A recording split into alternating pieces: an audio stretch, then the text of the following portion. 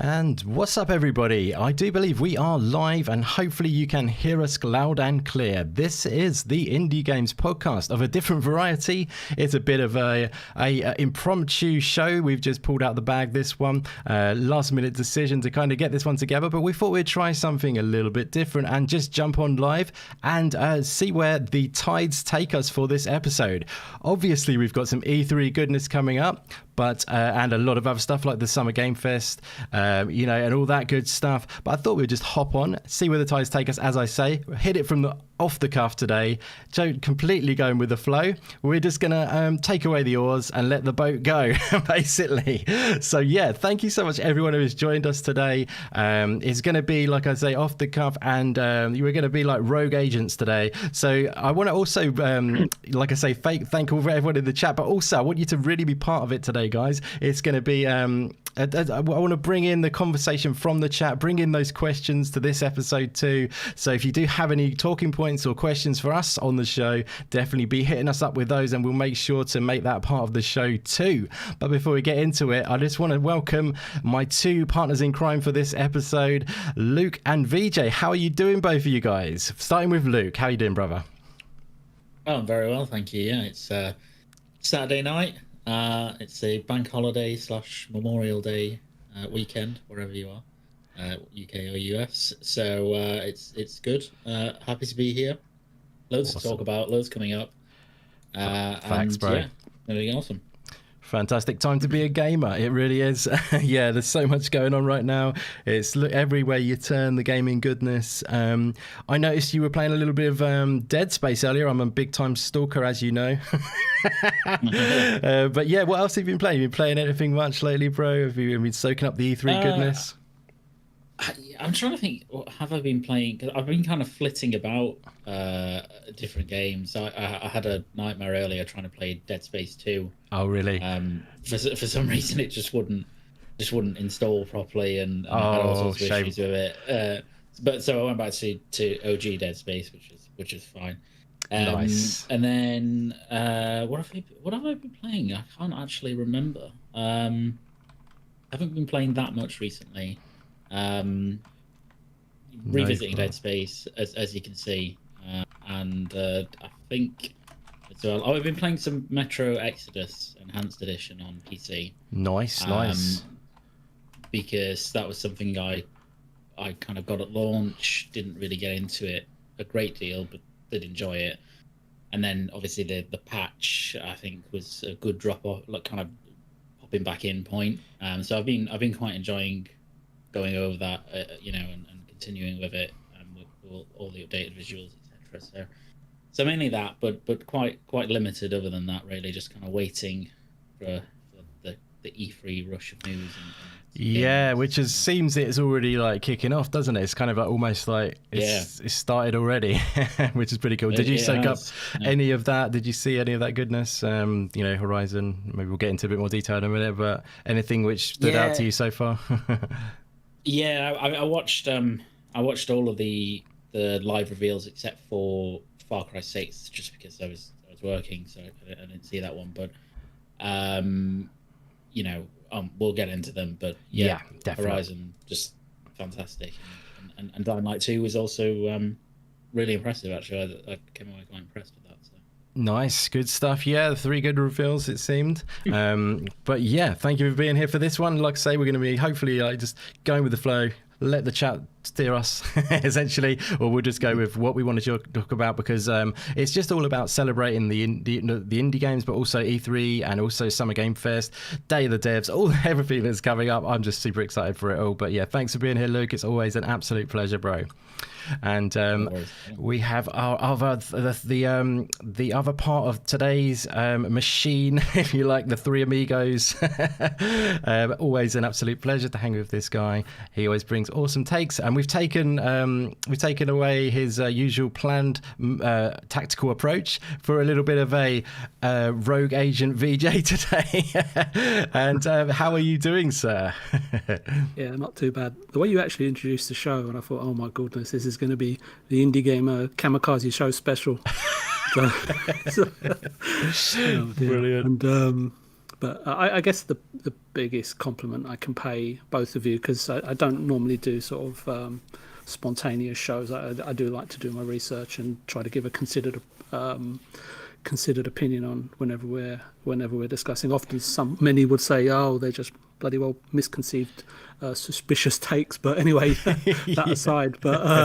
But to be on a show with both of you, for me, the main reason is because it's my first time. Is because when I speak to either of you, whether it's in the chat or in the DMs, it's like I've known you for years, and that comfort level and that comfort factor is a very rare thing to come across in life, let alone on podcasting and so on and so forth. So that said, that's awesome. I'm Thank you.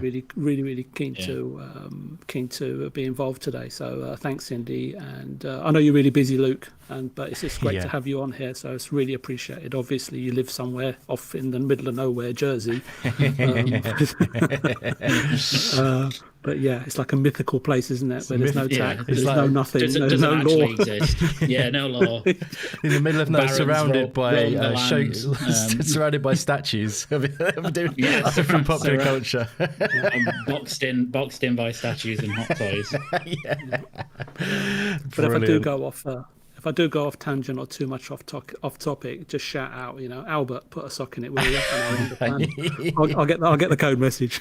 I love it. No, that's what it's all about today. Like I say, going off topic is all embraced as a whole today. So I really appreciate those kind words, VJ. That means a lot. And for what you just said, thank you so much. And yeah, I love what you're about, and it's interesting, to take away the constraints sometimes and just go with the flow. Safety. You mean the safety net? Yeah, the safety net, exactly. I'm on a high wire right now. We come out and all of a sudden VJ's lost his vocabulary. It's like it's like he's just delivering like solid 2-word answers. That is never going to happen. We know you are an absolute god, VJ. I know you would probably hate to hear that, but I do believe it. Trust me, I'm cringing. The cat's giving me a funny look.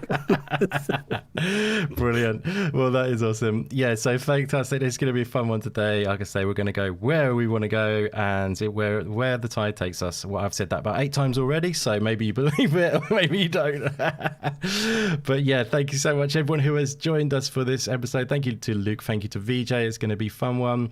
And thank you so much to Ronin Samurai 47 for that incredible super chat. I still can't get over the fact that they're coming in. That is bananas. You are incredible, my friend. Thank you so much for that. It's a super sticker, I do believe they're called. What does that say? Let me number 1, it says. I might need my glasses. Number 1. Thank you, Ronin Samurai. You're awesome, and you're a big fan of indies, so I highly respect you, my friend. It means a lot. And it's great to see you in the chat today. I just want to shout out a few of you guys before we move on. As I say, hopefully I'm going to bring in the chat, and we're going to have a good chat participation in this show. So if you have any good talking points or questions, do feel free to bring those up. We'll try and keep an eye out for those. But shout out to, again, Ronin Samurai, Judzilla, my man who was on the last show, Meisuko, UK Dazarus, always a pleasure seeing you in there, brother. La Hellboy, thank you very much for coming by, my friend. Rescue Squad Culp, thank you so much for being here. Shizno Elite, awesome to see you, buddy. Thank you very much for being here, brother. Jubei Sensei in the house. We've got to get you back on at some point, bro. Thank you for being here. Max Woak, maybe. I don't know. Sorry, Max, thank you so much for being here. Really, it means a lot. You were in here like an hour before, so you're a legend. Thank you for being such a good supporter. Stubbs Gaming is in too. Thank you very much for being here, Stubbs. SMJ Smoke, thank you very much for being here. And Pong Soul, never miss Pong Soul, you're a legend. Thank you, great show earlier, Pong, and an absolute delight to see you in the chat, bro. Smokeback Official, who was in early as well, thank you very much for being here, my friend. And Blismo81 too, thank you all for being here. And one more, sorry, it's just Leo, you're awesome. Thank you for the support, guys.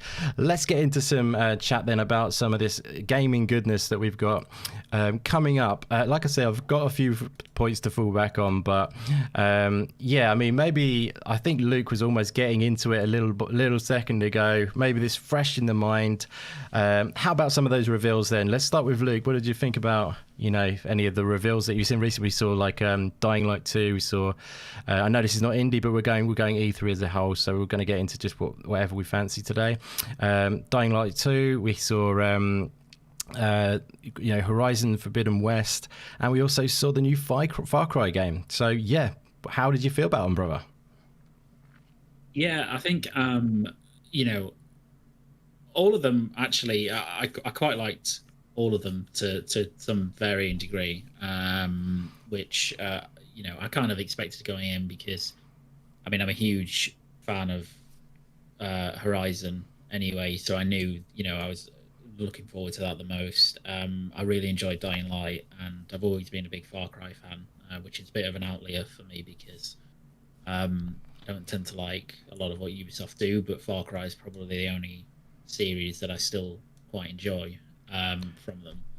Nice. And so I guess I mean, taking them in order. So Dying Light was quite impressive to me, just because we've heard for, you know, a long time, or people have suspected for a long time that Techland are having a lot of trouble in their development cycle for that game. You know, they showed it off, I think, 2 years ago in a big gameplay demo, and, you know, it kind of seemed like it was getting to the point where that demo was all actual smoke and mirrors, and, you know, we were quite far away and they were having a lot of trouble with it. And they may well have had a lot of trouble with it, but certainly from what they showed on Thursday, you know, it looks really good. Like it you know, it looked very polished. It's more Dying Light, you know, kind of bigger in scope and more ambitious from a story perspective in terms of all the choice consequences, etc. Yep. Which is exciting. You know, that's something different for an open world game of that type. And yeah, I didn't really care that much for the way they presented everything, having these kind of, I really hate faux interviews, you know, where, you know, they have it's a presentation, but someone is being interviewed, but it's all like a scripted interview. I really dislike that. Right. So yeah. I was only in it really for the actual kind of full gameplay trailer. Sure. Yeah. Which came out really well. So Nice. so I'm looking forward to that. And it should be an interesting game when it launches. Yeah. This year as well. Definite. Yeah, no, it does look interesting. I like the way the verticality of it looks pretty cool. Yeah, definitely. Yeah. Horizon was I mean, for me, I just thought it looked incredible. Just absolutely incredible. Horizon, yeah. Really, I was really blown away because I didn't, you know, coming to PS4, etc. I didn't expect it to look quite as, you know, quote unquote next gen as it does. So do you feel there was a big step up with regards to the look of the original Horizon to this one? Yeah, definitely. It's quite significant, particularly if you go and actually if you go and watch some Horizon Zero Dawn, and then kind of closely watch Forbidden West footage, you see actually there's quite a few compare videos, side by side videos up on YouTube at the moment.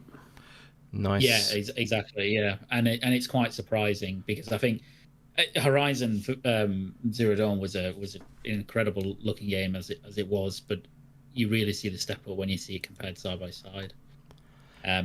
So yeah, and you know, that's a kind of iterative sequel in the sense of it's not trying to reinvent the wheel on what Horizon is, because it doesn't need to. It's just the second game in the series, and it's adding all these extra mechanics to make it more enjoyable, and the world just looks fantastic, you know. I really can't wait. No release date. They have harped on about it being 21 for a while, but they did mention 21 before, did they? And now it's pushed probably. Yeah, I think they've mentioned that twice before. So it's fair enough in this climate for big games like that, I would say, isn't it? I mean, and also it's difficult to know if, you know, there's not been any actual change in release date, because I remember when they revealed Demon Souls for the first couple of times, you know, they put no release date on it at all, and people, you know, myself included, were like, well, surely that's a launch game, right? Or that's a you know, a launch window game. And it wasn't until a couple of months before that they said, "Oh yeah, it's coming out on launch." So I think they're probably just hedging their bets with the environment that gaming's in at the moment to say, "Okay, let's have a think about it." Speaking of the environment, on another meaning of the environment, I thought the environment in the game looked absolutely awesome. I don't know about you. Definitely. Yeah, the way it's kind of like tropical and then you sort of underwater by parts, it just looks so great. I mean, I didn't play the first Horizon, but for me, it's got me impressed, and I love all the sort of. I know it's kind of got a similar sort of feel to like Ghost of Tsushima, where it's kind of all the sort of like surroundings are all like you can move through them, if you see what I mean, move through the foliage and stuff like that. I think they do that really well. But yeah, sorry to cut you off. But yeah. No, that's okay. I think one of the things that Horizon does just exceptionally well is its art direction. It's just, never mind technically being a fantastic looking game. Sheer level of detail and density is incredible, but artistically, they absolutely knock it out of the park. Where everything has this sort of hyper real, but kind of not quite real look to it. This kind of fantastical look. It's just brilliant. So they nailed that, and and that I think that was always expected. If you play Horizon Zero Dawn, again, art directions phenomenal, and so it really impressed me. Nice. I just really can't wait. It impressed me too. Definitely made me want to get in on. It's good that they come to PC, baby. Because it's the only console I don't own is the old PS PlayStation. Nothing against PlayStation, but I feel like it's. I can't own everything at the end of the day, and it's time as well at the end of the day. And at PC, I do most of my gaming on, and I'm glad to see them coming across. I was really praying actually that it would say Steam at the end or something at release, but that would have been that would have blown up PlayStation and the internet, wouldn't it? I think. I think it will. I think it will hit PC, but I think you will be waiting quite a long time for it. It will probably, it's so good. Years. But when it comes, it will be glorious. Yes, there's no doubt about that. Absolutely. And then the other one, of course, was Far Cry 6, which it looks like more Far Cry, right? And I think if you enjoy Far Cry, I enjoy Far Cry. If you enjoy that, then you're probably going to have a real good time with this one. Yeah. The stories are also always fairly enjoyable for what they are. And it's got this kind of really cool sandbox type world. So good villain. Giancarlo Esposito playing the villain. Nobody's really ever lived up to Michael Mando as Vass. In Far Cry 3. I think they're trying to throw everything at it by getting this guy, Giancarlo from Breaking Bad, obviously, and from other stuff too. But I think they're going, right, who can we actually get that might actually live up to, Far Cry 3? And they're thinking, right, this guy is probably the best bet. It's like outside of getting, I don't know, I don't even know who else they could get would be up to the standard, really. But it's a good choice in my opinion. So definitely a good choice, and it's really hard to get the level of performance that Michael Mando did as Vass in 3. It's in any game, not just Far Cry. Yeah, he was one of the best gaming villains there's ever been, especially for a single game. I think that they've been chasing that since Far Cry 3. They've always tried to chase that similar level of performance, but they've never quite managed it. And as you say, I think you're right that they've gone out and said, who can we get who can actually put in like a very convincing performance? And that's what they've gone for. Yeah, good shout. I actually missed the reveal of Far Cry, if I'm honest, though, but I know he's just a great choice in general. But I'm a bit over the whole, I think you've heard me say a few times, Ubisoft, I'm a bit tired of the churned out sort of, a repeated sort of structure of their games kind of thing, cut and paste. But the good thing about the Far Cry games is they always have like a really kind of edgy story to them, which is quite brave in a way, especially for AAA. Like it's quite political and stuff, isn't it? So it's yeah, in that although regard, they're quite brave. Very much so. Although Ubisoft will attack you if you dare call Far Cry Political. political. Yeah, even probably. though it's clearly clear inspiration from Cuba, Cuban regime. But don't you dare call it political. Because exactly, yeah. They won't want they don't want that coming up back to bite them. But it's just stupid when they do that. Yeah. It's funny, definitely. But yeah, good stuff, buddy. It's good little. It's good wetting the taste buds, isn't it, for the whole V3? Maybe they got in there to sort of so they didn't get hidden as well, those games. But yeah. So VJ, what did you think? Did you see any of that stuff, my friend? Yeah, I mean, there's not much more I can add to what Luke said. I mean, it's really interesting though that we know that a lot of these games, like Far Cry, Horizon Zero Dawn, and there's plenty of others, but they're obviously using cross-generation engines, and the technical elasticity, if I can call it that, that's on display is quite astonishing. I mean, I kind of had to watch the Horizon trailer a couple of times, and you can see bits of pop in, and you can see sort of the lighting also kind of just pops here and there and it changes tint here and there, and I think that where they're at the moment in terms of release day, I think there's a tremendous amount of polishing that they can still do to their game, and I think it'll be even better when the final release approaches.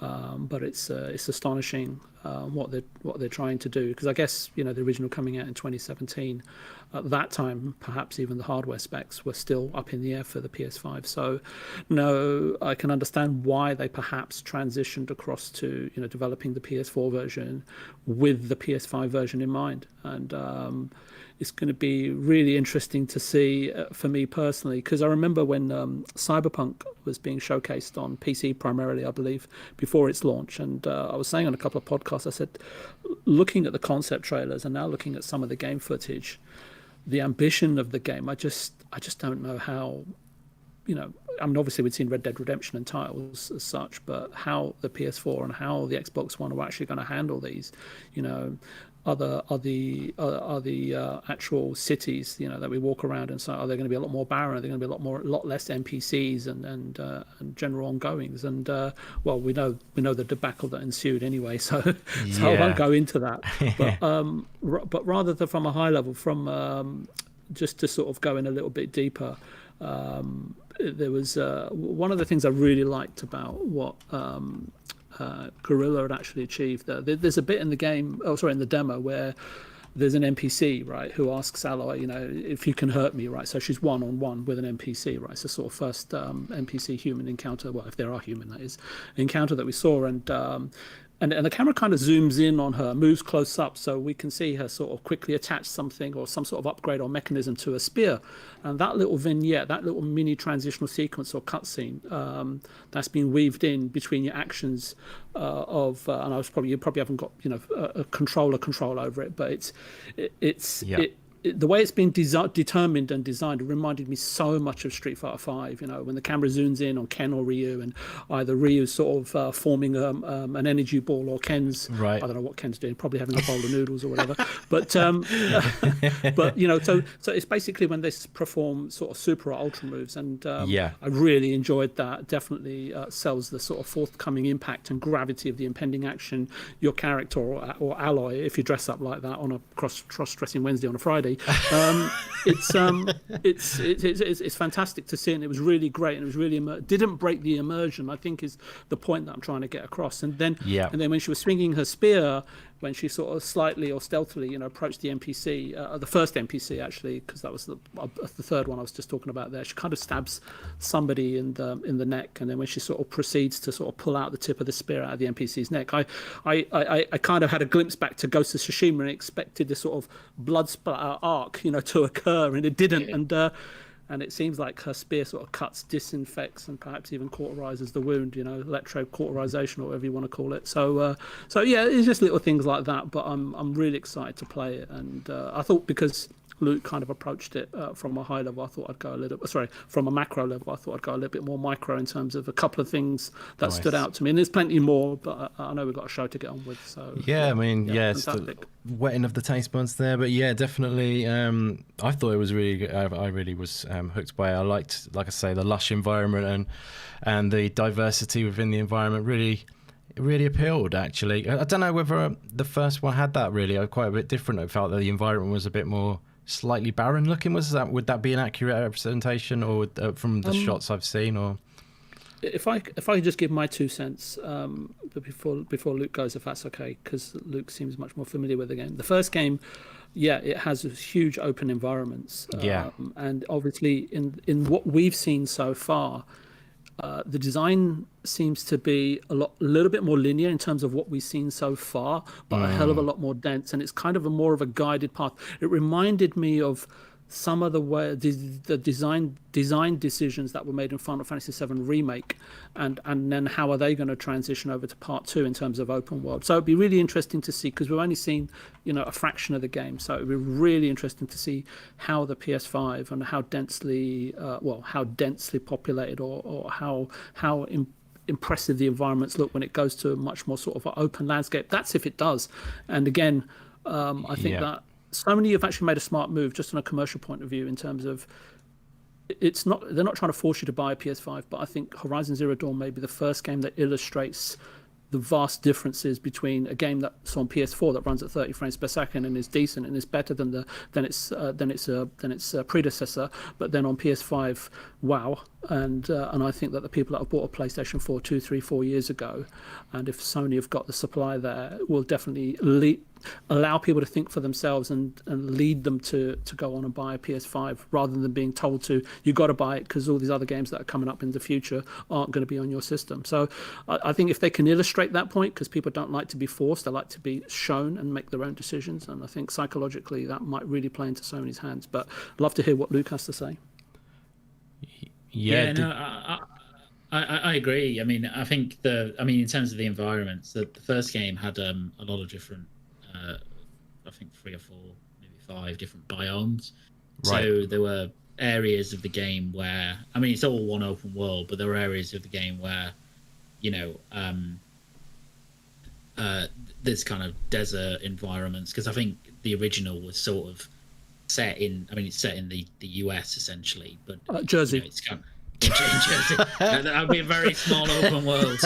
You cross it in about 5 minutes. So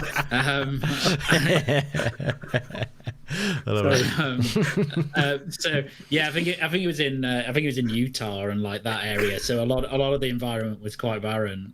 Quite deserty. But there were tropical areas as well that had not the same level of density as what was shown in the demo, in the Forbidden West demo, but very high density of foliage, etc. And if you again, I think the Forbidden West is taking a similar approach, because if you look at the if you looked at the kind of countdown to the gameplay reveal, they were showing basically security camera footage of different biomes in the game. So you had the kind of tropical area that the demo was set in, but also then another kind of deserty, craggy area, the snow mountains and all of that sort of stuff, bits in between of that. So I think the demo was purposely a more linear mission area as a quest to try and, it's a bit easier to, I guess, to show that off and to repeat that in terms of practice. You can't show the vastness of an open world as easy or whatever. You can show like those point-to-point action moments, can't you, kind of thing, nicely. Yeah, so I think that was probably the intention there. I think it will be at least as big as the first game in terms of scope, and have all the open world stuff. Nice, yeah. With that. But yeah, I agree with VJ's point, which is that, I'm really interested to see how this actually looks on PlayStation 4 above all else, because I can only imagine that it's going to, I don't think we'll be talking about a Cyberpunk situation where it's just unplayable and garbage, because Guerrilla are better than that, really. But it is going to be a significant drop down from what you've seen, a very significant drop down, I would think, from what I've seen. There was a few people that were, and Indy, feel free to push on the show, but it was really interesting. A few people were complaining about, they're showing a Ratchet and Clank, and just a quick note on Ratchet and Clank. So far, I haven't seen.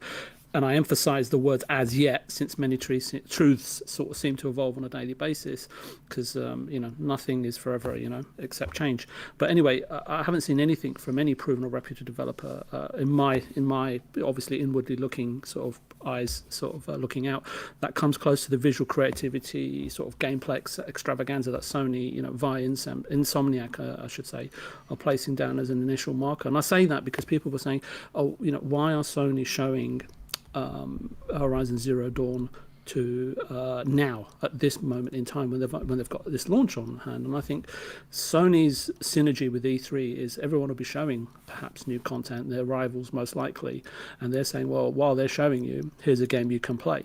And I think the other smart thing that they've done is said, instead of having to go, because we don't know if they're doing anything for E3. People are assuming that they may have a state of play for E3, and correct me if I'm wrong. And what they've done, I think, is said, look, we'll place one card on the table, right? Because typically, everyone says Sony always counterattack. Why does Microsoft go first? Why don't they go second? They've placed one card on the table, and now they've firmly placed the burden of truth on Microsoft. And it's a case of now, okay, what has Microsoft got to counter that with, right? And I think they'll have to place several cards down on the table to counter these two games.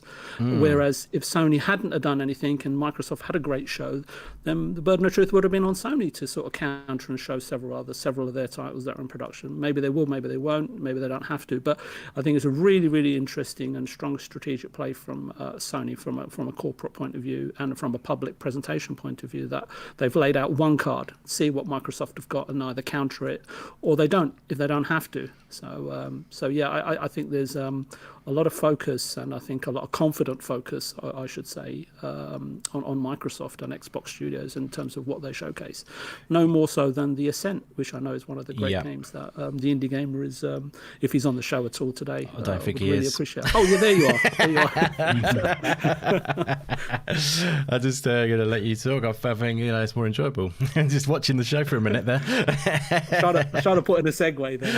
Yeah, you did actually pretty much put a segue in there. We could segue into, maybe you were talking about E3 as a whole there. I mean, we could dive into maybe what, obviously Xbox E3 conference has been revealed now as being the 13th, as everyone in this chat and on this panel will know all about. I did think it would be that day because it's their usual Sunday, which is pretty awesome. Maybe we could dive into a little bit about that. I'm certainly going to be paying a little bit of attention to what I'm hoping to see, but maybe we could just talk about what we're hoping to see from the event. Maybe we can talk about what games we'd love to see there. What do we feel that they've got to do to put on a good show? And I don't know if we can ever make everyone happy, but to make people satisfied with what they're going to be doing. Are they going to be laying out a sort of a roadmap? I hear that quite often. I don't really subscribe to that too much. I know some people may on this panel, but how are you supposed to put a roadmap for every single game? I think it's down to each individual developer to have their own perspective on that personally. But yeah, I mean, let's maybe have a little chat about Xbox E3. It's 13th of June, and it's super exciting. Hour and a half show is going to be, which includes Bethesda, which is pretty cool. That's going to be quite packed, but a lot of people feel like that's not that long. But last year it was 57 minutes, I do believe, for the Xbox showcase. And so maybe, you've got Bethesda in there as well. Bethesda half an hour. That is kind of what I was thinking. It would maybe sort of half an hour of Bethesda goodness. And maybe that just adds up perfectly to an hour and a half. Do you think hour and a half is a good amount of time? And what do you think we'll get out of it, guys? I mean, what are you hoping to see? Feel free to dive into any of that goodness, either one of you. I'd actually like to get your take, Indy, first. You'd like to get my take? Absolutely. Yeah, because you ask all the questions and we never get to ask you anything. But since this is a kamikaze episode... Kamikaze. That's what we should have named it. Definitely. Instead of dropping me and Luke into the viper's nest, first of all. We all have our personal kind of... We have our personal wants and needs in life. It sounds dodgy, but we're not going down that route. We're not going down that route. Dazzy's in the chat. I know where he's going with that. But anyways, yeah, we all have a personal desires to what we want out of the showcase. I mean, mine will be different too. I'm sure, people who love AAA games, for example, people who love Halo. We know we're getting Halo. That's obvious. That's in the bank. So that's awesome. But, I'm just really hoping to see maybe a return of a few games like I really want to see the Gunk turn up personally. I feel like it's a good time for it to turn up because originally it was shown off and it looked great. And now... and they actually put it in, I don't know if this was just placeholder or what, but they put it down as September 2021 as a release date quite early on when they did that interview. I don't know if you guys actually saw the interview with Image and Form Games after they revealed the Gunk. I think it was back then when they actually sort of said, we're going for September 2021, which I was really surprised about, that they actually would put that release date out so early. But anyway, they did, because like I say, usually indie developers, they'll keep the date back until maybe a month before, 2 months before, exactly how the Ascent has just done it kind of thing. Excuse me. But yeah, the Gunk, that was set as September 2021. So if it's still going to be hitting that date, we obviously have to see it at some point very, very soon. And it will, the worry is obviously it's got delayed. The hope is that, Image and Forms have worked with Xbox on this one because it is an Xbox exclusive as well as PC. And the hope is that it is going to be held back for an E3 reveal. So Xbox might have said to them, keep that under wraps until we do a nice big reveal for you at E3, which is coming up very soon. And, will be a perfect time to get the hype going before September 2021. You never know. I think it checks out, doesn't it, guys? What do you reckon? Does that check out? What do you reckon to that? Do you think that is a chance of that, anyone? Yeah, I think it's quite likely we'll see it again. Yeah, probably something more in depth this time. Would be awesome. Would be great. Yeah. Yeah. So yeah, I would expect. I definitely. I hope it's there because it looks really good. Yeah. It's a nice game to show off. It's quite different. It is, yeah. It's unique. They make great games, don't they? This being their first 3D game, and it looks really interesting world and meticulously detailed. Like very unique looking. I'm really excited for it. There's a ton, obviously. I mean, so let's help the chat a little bit. So, Invader Gaming says Scorn and Dark Tide. Some good shouts from Invader. Shout out to you, my friend. Thanks for being here. Anyone else? Let us know in the chat what you are looking forward to or hoping to see from the Xbox E3 conference. What would you like to see pop up?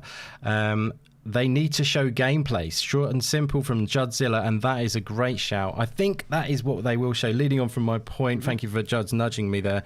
I think as a counter to last time not showing much gameplay, I think that is one of their main concerns, and I think we will be seeing a lot of gameplay this time. I also think we're going to be focusing mainly on, what's to come sooner rather than later. I think it's going to be within the next year, kind of to year and a half sort of games. I don't think, because it's got so many studios and so much to cover now. I don't think. Yep. Sorry, Indy. I was just going to say it's really interesting because I'm on a few podcasts, right, and I hear people say that Microsoft and Xbox Game Studios, they should take a leaf out of Sony's playbook. But I think Sony have changed it up over the last couple of years. I think that they used to use these shows to get down to business and show us some trailers or videos or work in progress and sell us on future promise. Because one thing is guaranteed from Nintendo and Sony is that once they release this hardware, is that the software quantity and quality increases over the lifespan of a given console. And I think that Microsoft, just before I talk about Microsoft, I think Sony, what they've done in the last couple of years, to my mind's eye, and Luke perhaps may have a different opinion, is that they, with the last 4 major releases spanning back from last year, with The Last of Us, Ghost of Tsushima, Demon's Soul, and most recently Ratchet and Clank, and a couple of days ago with Horizon Zero Dawn, they've reverted to a new format whereby the game's in a decent enough state to actually showcase gameplay, as the major linchpin or the starting point as in terms of a beat in the PR program. And I think that the comment by the chap in the community in the chat made a absolutely pertinent point. Microsoft Gameplay. need to get down to business, and I think something you and Luke were saying earlier on in the show is, look, please cut out all the corny, cheesy, pre-scripted banter, because no one's interested in that, right? We can see it for what it is, right? Filler. Yeah. And 90 minutes is more than enough to show off a dozen decent games. It's not the quantity, it's the quality, and showcase what it is that they've been working on. And given that the studios, I mean, most of them are only acquired in 2018, so they've had not plenty of time, but they've had a good amount of time to showcase what it is. As I don't want to see pre-rendered trailers and videos showcasing future promise. We want to be able to see not just what the hardware can do, but the games that are in development and what we can expect to play over the future years. And I think that's really, really important, especially if you want to stop any potential churn happening in their Game Pass subscribers going forward. But yeah, I think Sony has switched up their plans. It'll be really interesting to see how Microsoft react, and I hope they have a fantastic show. But I don't know if there's anything there that you want to pick the bones out in terms of what I said. So yeah, I mean, please feel free. I definitely. Yeah, I just follow on from that. I definitely feel like, it's going to be a packed show. I think there's a lot to get through. One of the things I'm hearing I don't want to sort of highlight anyone, but I've watched a few podcasts this week, and I hear this all the time actually, which is people saying indie games shouldn't be on the big stage at E3. And I can tell you one thing, this is annoying a little bit. I'm sorry to the people who have said it, but I fight the corner quite heavily in the chat when I encounter this stuff, because Xbox do a great job of showcasing indie games. They should always be on that stage, and regardless of what I think, Xbox will be showing indie games on this E3 show. I can guarantee that. Some people say, they're going to be pushed to a different, smaller show, but then that defeats the object. Xbox have traditionally shown off intimate, small games next to massive AAA games like Cyberpunk, and then you got Way to the Woods after it. You know what I mean? It's like that's the whole point of it, to get it on that main focus. What do you guys think of that? Let me ask you a question, Indy, if you don't mind. Is that, why do you feel, I've got my own theory on this, but why do you two think that people or the general population think like that? What is E3, the games that they show, reserved for?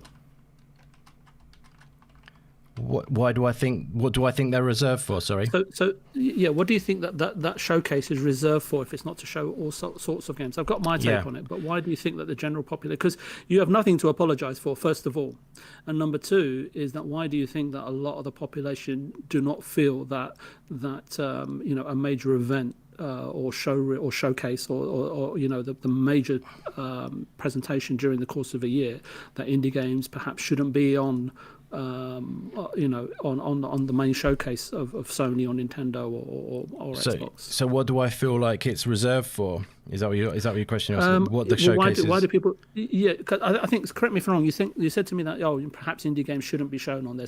People have been saying on other podcasts. No, so I'm just wondering. Well, that's what other people have been saying. Yeah, I obviously feel that that's the great opportunity, and it's historically what they have done on that stage. Xbox have done that. If you cast back, I'm not going to play another Xbox showcase on the show, because last time I did that and it got a copyright claim because of Bandai Namco is the only one trailer in there which did it. Anyway, forget that. But yeah, we're playing some Minute of Islands gameplay, by the way, at the moment, guys, which is on the channel if you want to watch actually and force a stream that I did of Minute of Islands, which is an upcoming indie game which looks awesome and plays awesome. So yeah, if you're wondering, it's going to be playing for a little bit. But yeah, sorry, the question again, VJ, I've totally diverted once more. Yeah, I mean, no, not at all. It's just that you apologised, and it kind of irked me, because I don't think you should have to apologise. No, I'm just wondering why a lot of consumers feel that indie games perhaps shouldn't be showcased, and I'm just wondering why. Yeah. What's the reason? What's the intellectual thought behind, or the lazy intellectual thought behind such a statement? What from other people have been saying, sorry. Yes, exactly. Yeah, I don't. Yeah, that's people. what I wonder. If it was you, I'd have got cut off by now. Yeah, I mean, I wonder. I don't understand why people think like that. Really, some people have said that, and who actually enjoy indie games as well. I don't know. I feel like why should it just be reserved just for, the big AAAs? I know Xbox want to promote themselves, but they're also promoting Idea Xbox at the end of the day. They're promoting what they've done for Idea Xbox, and, they're encouraging indie games to be, put into the limelight, and it's also like a deeper thing where they're really pushing it forward and saying indie games should be on the same level as AAA games, and it's a kind of cultural thing as much as it is as showing off some cool little games, in my opinion. So I don't know why people would think against it. Maybe they think they shouldn't be on there because the sheer amount of time is limited, and they feel like Xbox should be promoting their own first party. But that's short-sighted thinking. Maybe that's how I feel. So does that answer what you were asking? So VJ. Yeah. I just wanted to get your opinion on those. I think it's important because I think that the main importance of these shows, of course, it's to show us what's coming along, but it's games that engage your imagination the most, or have been skillfully developed and designed, are pieces of art that we haven't seen before, whether they're big or small budgets. And I think you've got a lot of people out there with a tentpole mentality. And I think that these shows should be showing content that engage your mentality. Sony do it, Nintendo do it. I mean, yeah. I'm surprised we've been through an hour nearly through this show and we haven't even mentioned Silk Song. But I know, it's a miracle. It's a shock. It's a blasphemy. But I keep hearing a lot of this AAA, quadruple A, double A games sort of categorization bantered about, and I want to ask the question, well, what is your recipe or criteria for a AAA game? Is it location and history of the company? Is it the team and the talent? Is it the producer, the vision holder? Is it the budget? Is it the concept? You asking what defines it? Yeah, defines it. I know, but it's a rhetorical question. Oh, sorry, rhetorically. Sorry. Yeah, is it a game of the year contender? How many awards it's achieved? Is it based on its return on investment? Because if that was the case, then Hollow Knight would be up there, right up the top. But it should be fundamentally down to, look, lots of different games engage you in different and engages your mind and your imagination and entertains you in a different way. So and I think everything a AAA game and that people keep bantering about, it's what it means to each of us on a soulful level, right? And the term AAA or a AA is bandied about, as I say, far too frivolously and without context. It's something that has to be earned or awarded or whether it's subjectively or objectively or based on a list of criteria, whatever you want to call it. But a lot of the time, a AAA game to me may not be a AAA game to you, and given the sheer number of tens of millions, if not hundreds of millions, of console gamers out there, every game is going to mean something different to you or me or the other hundreds of millions of people out there. So that's why I think that the mentality is, a lot of it is about budget, about tentpole, and I think you're right as well. Well, what's coming out from first party? Of course, we want to see what's coming out from first party, but we also want to see what other content is supporting that content. Because at the end of the day, from Xbox's perspective, I hope they don't come out and try and sell us a service. I want them to come out and sell us, their imagination to us. But that's just my sort of underlining reasoning for just posing that question. I'll just shut up now. That's great. Thanks, VJ. That's very nice. That was a good little juicy one. I'm keen to hear what Luke thinks about this. I'm pretty sure he will agree with us, but agree or disagree. Is that all good? What do you think about indies being on the AAA stage, Luke, my friend? Yeah, no, it's a really weird one when people say stuff like this, because did I just say the AAA stage or the E3 stage? Just call it the Silk Song stage. What the hell? I think I said AAA stage. That's totally confused everyone. So I think if I said AAA stage, I meant, what do you think about them being on the big stage, the E3 stage? The big stage. Sorry, my friend. The big AAA stage.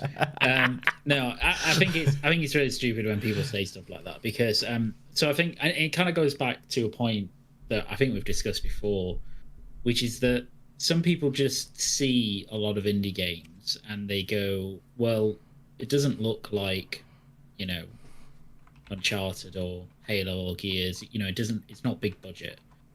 Therefore, it must equal low quality, or something to that effect, which is just so ignorant, really, that it's frustrating.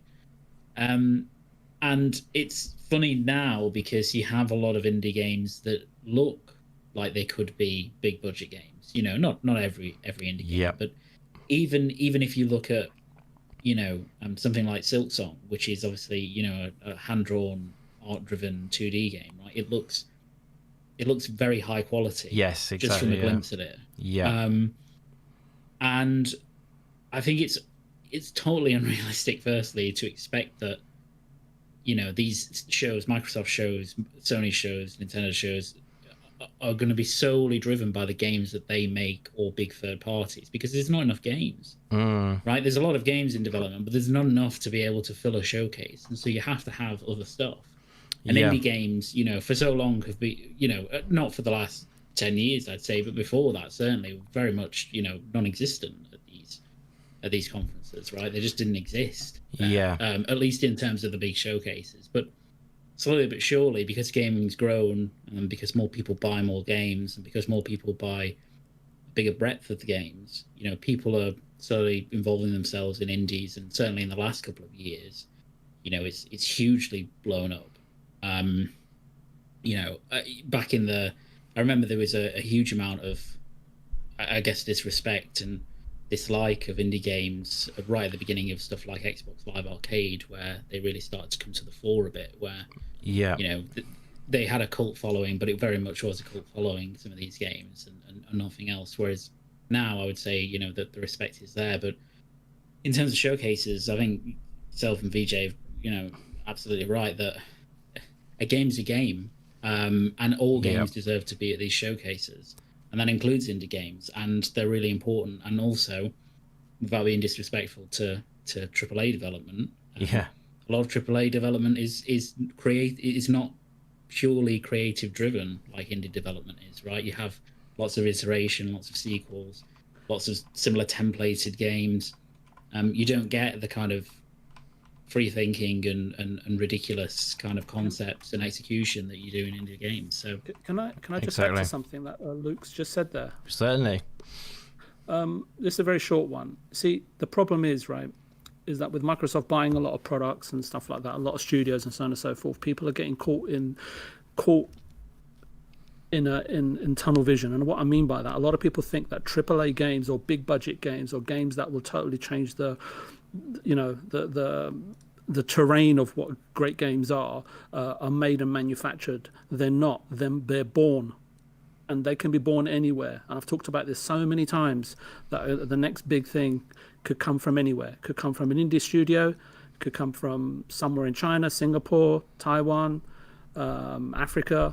It's not necessarily from these big studios. And it's a really important thing to know that games are not made and manufactured. A lot of them are. And I think someone just mentioned Ubisoft earlier on in the show. Sorry, I don't know if that was you, Luke. But I don't know who. It might have been you. It might have been you, indeed. Yeah. Sorry. Both of you can take the credit, because obviously I was not involved in that. I'll give it to Luke. He deserves it more than me. I was just sitting there picking my nose. But I just want to say that great games and Team Cherries and the Hollow Knight are great examples of games being born, and I think that is a really, really important message. And for me, something that everybody should consider, you know, when sort of mocking a game or giving a low rent opinion on something that you really have no idea about how it's conceived and how it's produced. Yeah, I know what you mean. Definitely. Should I just stand up in the House of Commons for about half an hour? Yeah. Definitely. There's been some great comments in the chat. I want to bring a little bit of that in. Blismo81 says, Team Cherry are indie devs, but Hollow Knight and Silksong are AAA in my opinion. See, yeah, I know what you're saying. That one, I some reason I get really funny about this kind of comment. I know what I think if there was one additional word in there, then I would probably be more happy. Like I'm sorry, I'm really a bit anal about this. But Team Cherry are indie devs, but Hollow Knight and Silksong are AAA quality, maybe. But like, I just some people, because that just determination is saying that the good quality games are AAA games, but good quality games are indie games as well. I know, but I think that's what Blismo is saying. But I just, you see what I mean? Like, because sometimes people judge AAA or indie based on the quality when it should be based on the budget. The quality is the output. Does that make any sense? Now I've probably just lost. I've got another dislike probably. So, but Blizzmo, I love your comment there. I definitely agree. You know, because Silksong and you know Hollow Knight are top standard games, and I think I totally agree with you on that. Do you get what I'm saying with that, guys? Luke or VJ, do you know where I'm going with that? With the just the determination. Just keep going down the rabbit hole. Down the rabbit hole. I've lost. Just I'll take a rope next time, and you can pull me out. No, go ahead. No, go ahead. Because I think you're onto something. So yeah, just explain that once again. Unless Luke's got it. And then... All right, okay, Luke, you take it. I'll go. You take it, Luke, man. Did you get what I meant? Like because like Take the short straw. Yeah, I get the short straw. I'll pick up the pieces, lads. Don't worry. I'll go. Yeah, I'll drive this fab. That's great. No, I think I get the point that to some extent it comes down to a question of semantics, but I get the point that AAA isn't equated with quality, or like you wouldn't equate necessarily AAA with quality. It's more equated with the circumstances in which exactly it's what went into. Yeah, I would say it's what went into it, like the budget or the team size and everything like that. So that's why I don't like. And then some people say like don't get rid of AAA and indie, but I actually use indie as a way of knowing something is going to be created from a true place, and you know what I mean. I know it's going to be a game which is of quality in a way. It's the opposite, you know, for me. Yeah. Like AAA shouldn't be used as the way of saying this is a high quality game. AAA is just how it was made. Like that makes sense. You know. Yeah, no, that does make sense. I think one thing is that as you said, you know, budget, manpower, all of these things don't equate as to whether a game is good or not. And I think one day it would be nice to get rid of that label, which some people just ascribe to these things anyway, so that we can just say X is a good game or Y is a good game. It's a great indie game, or it's a really great AAA game or something like that. Yeah, again, I think it's true. Sorry, do you want to go, VJ? I might trip myself up here, but again, see, I don't buy into budgets being triple. What I look into it is like this: whether I'm investing in a game, say the three of us invest in a game, right, to make an indie game, because indie's got a vision. I'm the coder and you're the artist, Luke, or you're the legal advisor. If you prefer. I don't think that's a pivotal role in game development. But and so we know our roles, we know our vision, and we know how to execute it because it's just the three of us. Right. So why do big games get called AAA? It shouldn't be down to the budget, because I think it's purely down to the publisher or the shareholder investing, because based on investing, you know, a few $1,000 with us, with a potential of return of 10 or 20,000 is not enough for them. These guys want to invest 10 million or 20 million or 50 million for a 300 or a 500 million. So it's horses for courses. So at the end of the day, fundamentally for me, again, a game getting $150 million budget is not AAA. It's purely based on the calculation of ROI. And that's why I say is that, like the gentleman in the chat said, what I think his intention, Blizz, was, look, these Hollow Knight has come out, I've played it, it's AAA for me, right? In terms of what I paid for it, what I experienced, and how it engaged my imagination. And what he's saying also is that, look, at Silksong is coming, and from what I've seen of it, and my hopes is that I hope it's as good, if not better, than the sequel that was made by Team Cherry, a studio that I admire, because of based of what they've given me so far, and how it's got a special place in my heart. And I understand that sentiment completely. But again, I think that AAA as a label or fanboys to brandish about, Sony may have like 5 studios doing AAA games, but look at Microsoft, they've got 35 teams and they're all doing AAA. And it's like, no, they're not. They have games in development that are yet to be awarded or judged by a large enough community or by their peers, right? Otherwise, why do we have these award ceremonies, right? In terms of what their end position is, right? Do they end up on the scrap heap, which I'm sure many AAA projects that we don't even know about that end up on there after having tens of millions of plowed into them, or do they enter into a prestigious Hall of Fame? and it's all subjective and objective at the end of the day, if that sort of makes any sense. But I think I might have embarrassed myself right now. No, definitely. This is good. I'm liking this conversation, and the chat's getting involved. I'm loving it. And shout out to the Lou Monster and Hellboy. Everyone's and Blismo and Max, everyone who's hanging and chatting about this is great. And he's also said the Lou Monster has said he feels embarrassed to ask, or she feels embarrassed, well, he or she, can someone define AAA to me? So we're kind of, I guess we're failing a bit at that at the moment. We're kind of more defining indie, but AAA is like, I feel like it is objective. I know you feel like you said it's a bit, it is kind of grey areas, I guess, but I do feel like AAA is, is something where there's, you know how some people think Cyberpunk is just an indie still? I say no to that. No, because they actually run on public money. Yeah, well, so they actually run on public because they've got investment. That's the reason. They're public. They're a listed company. So that's what I mean. If any has got funding from, like, say, a publisher, or it's difficult with publishers sometimes, but it does get grey. That's the thing. But anyway, like Destiny, developer of that everyone says, oh, that's an indie game, but I disagree again because there's obviously big investment into that game. Again, wouldn't you agree, Feature? Again, I'd say that's not an indie game. Again, I know some people try and put that into that bracket. Look, the way that indie games came out, right, is because what happens is that when you're in a big studio, in a big sprawling studio, you've got the publisher, you've got the shareholders, right? You've got the stakeholders, you've got the production team over at the publisher, then you've got the producer over at the studio, you've got the creative team, you've got the technical team, because we're talking hundreds of millions of dollars. So what do they have? What am I talking about? What I'm talking about, and then Luke will back me up on this, I'm sure. If not, then he's not my friend. But what they do is that big sprawling studios have lots of gateways, right? And what is a gateway? Right. When something needs to be done, changed, modified, or budgets need to be increased, schedules need to be modified, they all need to be signed off by lots and lots and lots of people, many of them that don't even know what it is that they're signing off on, right? And AAA budgets, right? Not the game, AAA budgets, you could say, defer to them and say, yeah, this is a AAA production, right? Whether it's 10 million or 150 million, it's all subject to your situation. Now, the thing is, where have indie games come from? A lot of people have come from big studios and said, look, you know what? We don't want to be dealing with all of that, right? I've got a vision. I know what I want to make. And it's not I'm trying to find a better word for tunnel vision, right? And as I just explained to you, like in terms of the guys at Hollow Knight, they've all worked in large productions, right? And then they've narrowed, and I said, look, we want to be independent because we don't want all the influence from a publisher telling us what to do on their terms. And they've intentionally kept, so I was just going to say they've intentionally kept it like the small team, even though they've done well on the first game, they've intentionally not brought in more people. It shows how much they value that.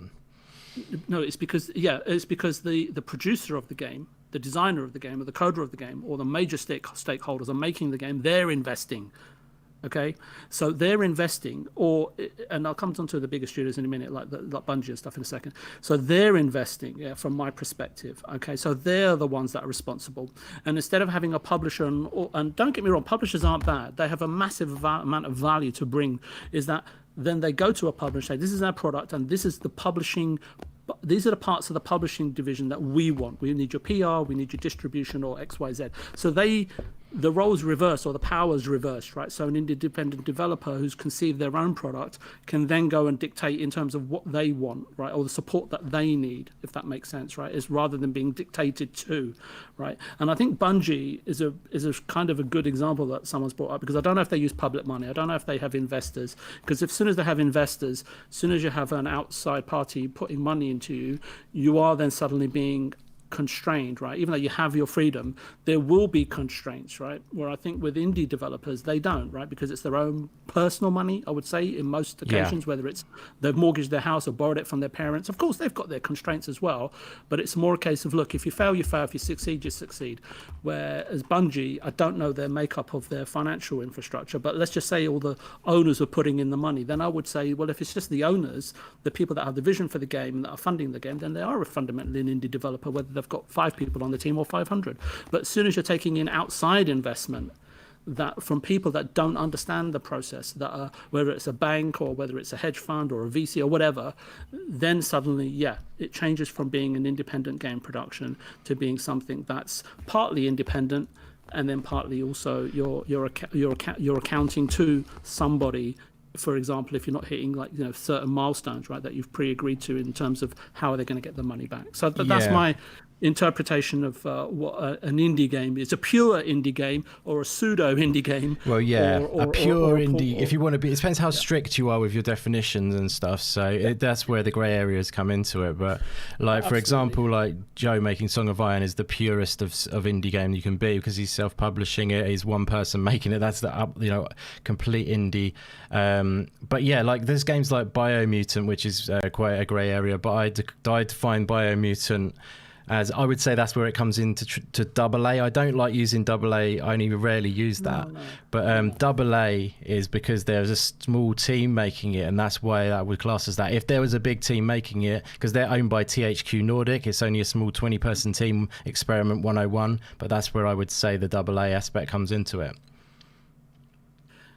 Yeah, I think like when you get these I don't know what they call it, like documents or when you get asked, how do you rate my service, A, B, C, D, do you like the color palette that we use on our website, A, B, C, D, right? So I think there's so many different aspects to a game where you decide whether it was an A or a B or a C or a D, but the actual overall, at the end of the day, a game may suck, right, and commercially, critically, right, and get a C, but commercially it's AAA because it's made us $50 million, right? So yeah, it just different thing. It means different things to different people, right? At the end of the day, I guess to a degree. Yeah, exactly. Yeah, so like, why did I agree to come on today? Do you have anything on this, Luke, you wanted to add in, or? It's up to you. You don't have to. There's been a lot of lesser mentions. A lot of A's have been flung around here. Yeah. But no, I think it's a really difficult one. And then that's before you even get into these kind of weird, kind of not grey areas, but these weird developers like Cloud Imperium, right, who are making Star Citizen, where they are, essentially all crowdfunded, but they are making a game of a scale and expecting an ROI on that game that is easily comparable to any AAA, high budget AAA game. So and that's a game that's essentially driven by the creative whims of Chris Roberts, one man, which is about as AAA about as indie as it comes in one sense, but then it's not, because he's got this massive studio. Sorry, which was that last one? Sorry, I missed that. Sorry. Who was the last one? Sorry, you mentioned there the individual. Yeah, the Chris last Roberts. Chris Roberts. All right, sorry. Or is that he's literally an individual? Is he? What does he make? Sorry. Star Citizen. Oh, sorry. Oh, he's the maker of that game. Sorry, my brain went just saw it in another place in there. Sorry, buddy. No. Yeah, I know. Anyway. So it's a difficult one. Ultimately, the definition shouldn't matter in an ideal world, because people should just should just give everything a chance. In terms of approach, and we should just be rating games as to whether they're good or not, or whether they satisfy your own personal whim or not, right? Because not every game is for everyone, indie or not, AAA or not. But going right the way back to the original point, I think it's frustrating when people just reject indie games and think they shouldn't be at these kind of big showcases or be in the prominent public eye, because one, they need to be, because it's not as if they have a huge publisher behind them who can thrust them into that light a lot of the times. Yeah, exactly. Yeah. And two, if we didn't have them, then all we'd have is very little creative risk taking from other areas of the industry. So true. Yeah. And that's not what you want. You don't ban art house films because all you want is big budget cinema, right? There's enough room and tolerance that would help for everything out there. Yeah, exactly. Yeah, that like I'm the opposite of some people who don't play indie games. I use indie as a way, like I say, to know that the game is going to be something interesting to me. A lot of the time, obviously, not all indie games are brilliant. There are some cases, and there's a ton of them. But I that usually means to me that I'm interested to find out more about that game, because it's an independent game. Because yeah, like I say, it's going to have no constraints in the development of the making of that game. It's going to be something unique potentially, and like we're looking at right now, like Minute of Islands, such a cool, you know, art style to it. It's a really cool, interesting narrative based game, which is it's got kind of a dark underbelly to it, which is very interesting. It's not out yet, guys, it's coming soon. But yes, I love this demo. I played a bit, and yeah, like you might not see this kind of thing in the AAA arena, but yeah, and there's a lot more as well which you wouldn't see in the AAA arena. But yeah, I mean, for me, like, indies can still be indies if they are published, say, by Curve Digital or something like that, and it's a small independent team still. I'm not crazy strict on my definitions, but I think everyone has their own lines that they draw potentially. See, when I look at you, Indy, right, I see somebody. If you want to find somebody that knows how to unearth a hidden gem, or a gem that needs to be polished up, and that may totally, you know, sort of turn an industry, not perhaps an industry on it, but a community on its head, they come to you because you're at the cutting edge of it all, you see, and not a lot of people are, because they will go for the bright lights, right? A bit like all those guys at the top of the skyscraper before they're all blown away on Independence Day. Yeah. So that's very kind of you to say. Thanks. I mean, I would agree with it in a way, with the sense I like getting in and dirty. Like I'm almost like the shopper who goes to the market to try and find the gem or whatever. If you know what I mean? You're a gaming savant. You know? I enjoy looking through, finding little gems. That's a pleasure of doing it. It's kind of like almost an antique hunter or something. You know what I mean?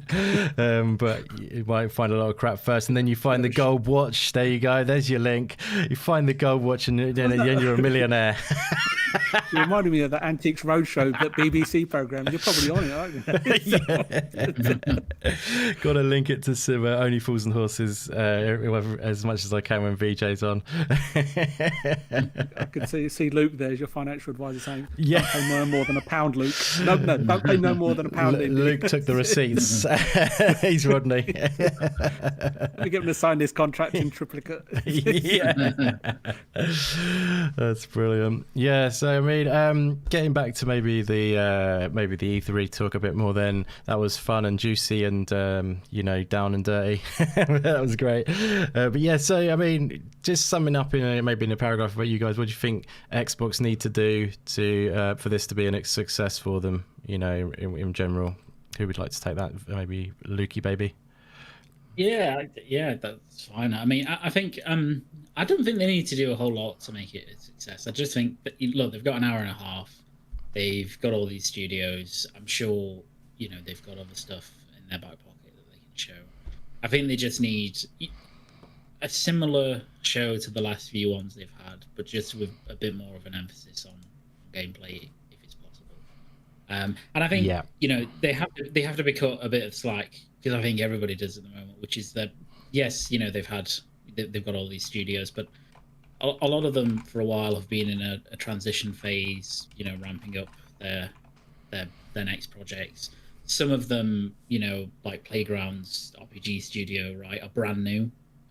They're still establishing a lot of how they're going to make the game, and I'm sure they have a lot of work done already, but we know with Fable, for example, it's probably changed engines. So that's going to invariably take some time to actually show through in terms of gameplay. Yep. And they're all working through a pretty profound and difficult environment. And so to be able to put on an hour and a half showcase is impressive in of itself. And I think that as long as they show, some cool looking, good titles, that have a mix of big names, indie names, third parties, all of that stuff, then it'll be successful. And I don't think, they need to do anything in particular other than that. I think if they can get some surprises in there, that's always, I think, great. And that's always the thing you tend to remember E3 for is when there's a game that comes out of nowhere that hasn't been announced before, and you look at it and you go, wow, I can't wait for that. And I'm sure they will have something like that there. They always do. So exactly, surprises are always good. It's they're nice, and that moment where you're just like wow moments kind of thing are nice. There was quite a few of those last time. If you actually think back to it, like Avowed and stuff, that was quite good big moments. I think they're going to do a good job. To be honest, I think a lot of people have got to sort of pinning their hopes on singular things. That's what I keep saying, is like, stop thinking if that's there, it's like that or bust. That's the worst idea, in my opinion. Like, you just got to go in ready to soak up all the gaming goodness from every angle, and you will be happy, I think. Yeah. So we jumping in there, VJ, or Luke? Sorry. No, go ahead, VJ. Sorry, I don't know if you. I was going to say, I think Indy's having a go at me because I keep pining for Silksong. So right, yeah. I'll take it. I'll take the hit.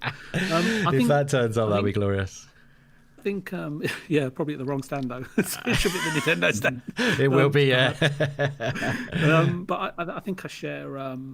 Luke's wonderful sentiment. It's always been, E3's always been that opportune time, right, when publishers and unscrupulous publishers, should we say, and platform holders, must pull at heartstrings, right, to loosen consumers' purse strings, so to speak. So again, and I was asked this question Thursday. And people were saying, is 90 minutes enough? As in saying, well, it isn't. Well, I'm saying 60 minutes would have been enough, right? Because it's all about, in terms of the quality of the content that they show. And I said it earlier today, that look, and you guys said it before me, actually. I think Luke did. No long drawn out, cheesy, monochromatic banter, right, or chatter between Xbox execs or devs. It's just horrible.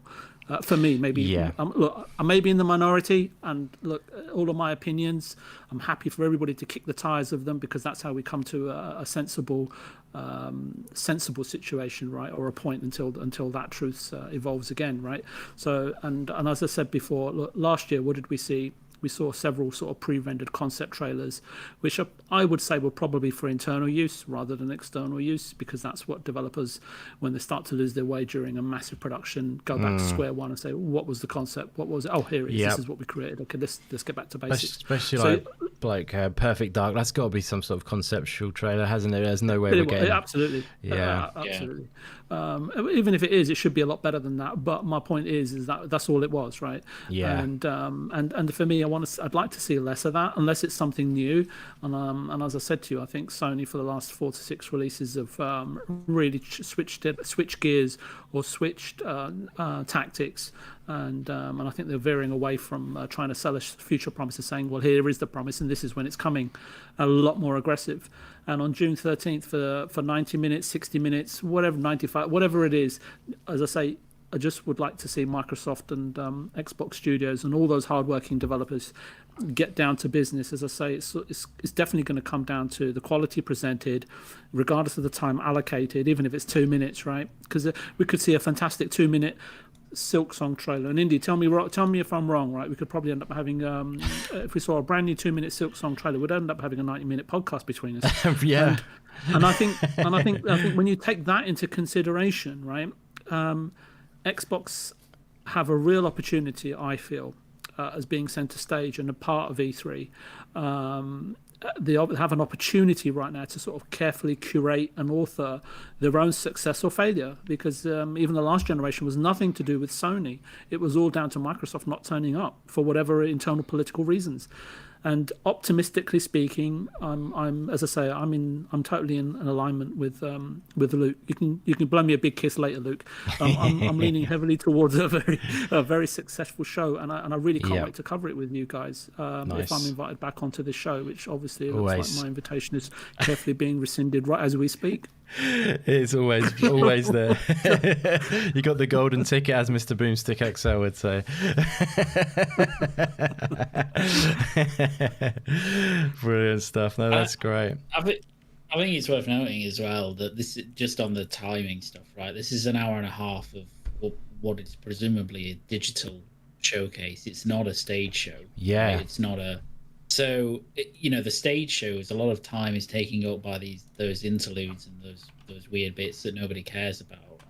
This is just an hour and a half of straight games, probably, you know, there'll be some commentary somewhere, but it's going to be very focused by comparison, just owing to the nature of the format. So yeah, I'm sure there's going to be a ton of stuff there, and you know, I think sometimes maybe a little unfairly, well, not unfairly originally, when this criticism all started off, but certainly the last few years, there's always really high expectations on Microsoft, I guess, compared to other publishers, because, you know, in the past, not in the last few years, but before that, they didn't have very successful shows, really, because they didn't have a lot of content, right? They didn't have a lot of studios, but now they do, and I think people are just really excited and really want to see what's the kind of, you know, what are the fruits that are being born out of those studios now, in terms of what I can get my hands on, what it looks like to play. Yeah. And even CG teasers or concept teasers are absolutely fine. I've got no issue with them, particularly if they're far out. Because yeah, exactly. They can be exciting. It's just, if you have to get the balance of them right. You know, you have to get that balance right. So you know, because nobody's going to sit there and you know, critique Sony when they showed a very small teaser for the next God of War, right? But that was really exciting, and especially if you found the series. But the difference being, of course, that preceded a show full of gameplay and interesting reveals and all that sort of stuff. So you can kind of accept that point. Yeah, and just on Luke's point, and we're probably not referencing, I know you mentioned God of War, and Starfield just came to mind. That's probably the biggest thing that I think most Xbox fans want to see more than Halo. Would that be, because it's new and fresh, would that be fair to say? Starfield, to see, they want to see Starfield, is that what you said? Sorry. Yeah, I mean, I think that's probably fair. Yeah. I think it's almost becoming quite clear what's going to be there, but they might completely be different. So I don't know, but no. I'm thinking it's going to, in the big games, it's going to be Halo, Starfield, and Forza Horizon 5. Personally, I mean, just on Starfield, perhaps, you know, for me, I can't get past something that Todd Howard said once, Riley, or satirically, if that's the word. He said he's surprised people are excited for a game that no one's seen. And I had to sort of sit back and just listen to what he actually said. And I would say that, Todd, I would have said to him, in case you're unaware, it comes from a place, and this is in reference to what Luke's just said. He's being modest, though, isn't he? I think. You know? I'm not sure. I think it comes from a place, or from a. If he's not aware, because you can get kind of, you know, involved in development quite a lot. But if you're a fan, right, and it was just something that Luke said in terms of the short Ragnarok, or if it's called Ragnarok or not, I don't know. Ragnarok is coming or whatever trailer where people, as again, I go back to Sony's history, right, of delivering on future promise, right, and the same goes for these guys over at Bethesda. The reason why people are excited for the game, because it comes from a place of respect, in recognition of your past deeds, right? So, and the same thing for Team Cherry, right? The anticipation, the 4.5 million views or whatever combined for Silksong, right? So of course there will be genuine anticipation from people that appreciate what you and your teams, or the individuals, right, the talented individuals that have managed to produce consistently over an extensive period of time.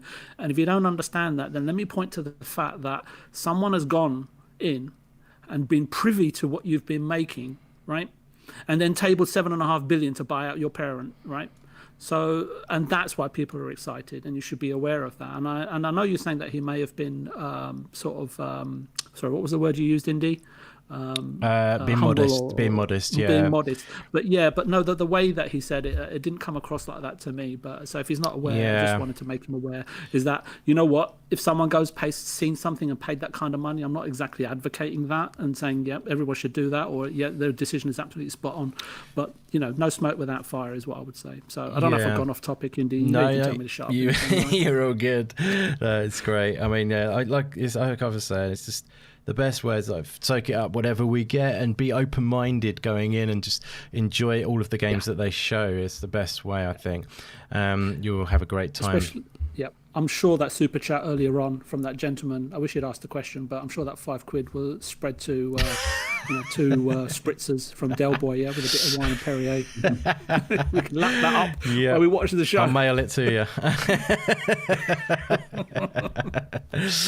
Oh dear, love it.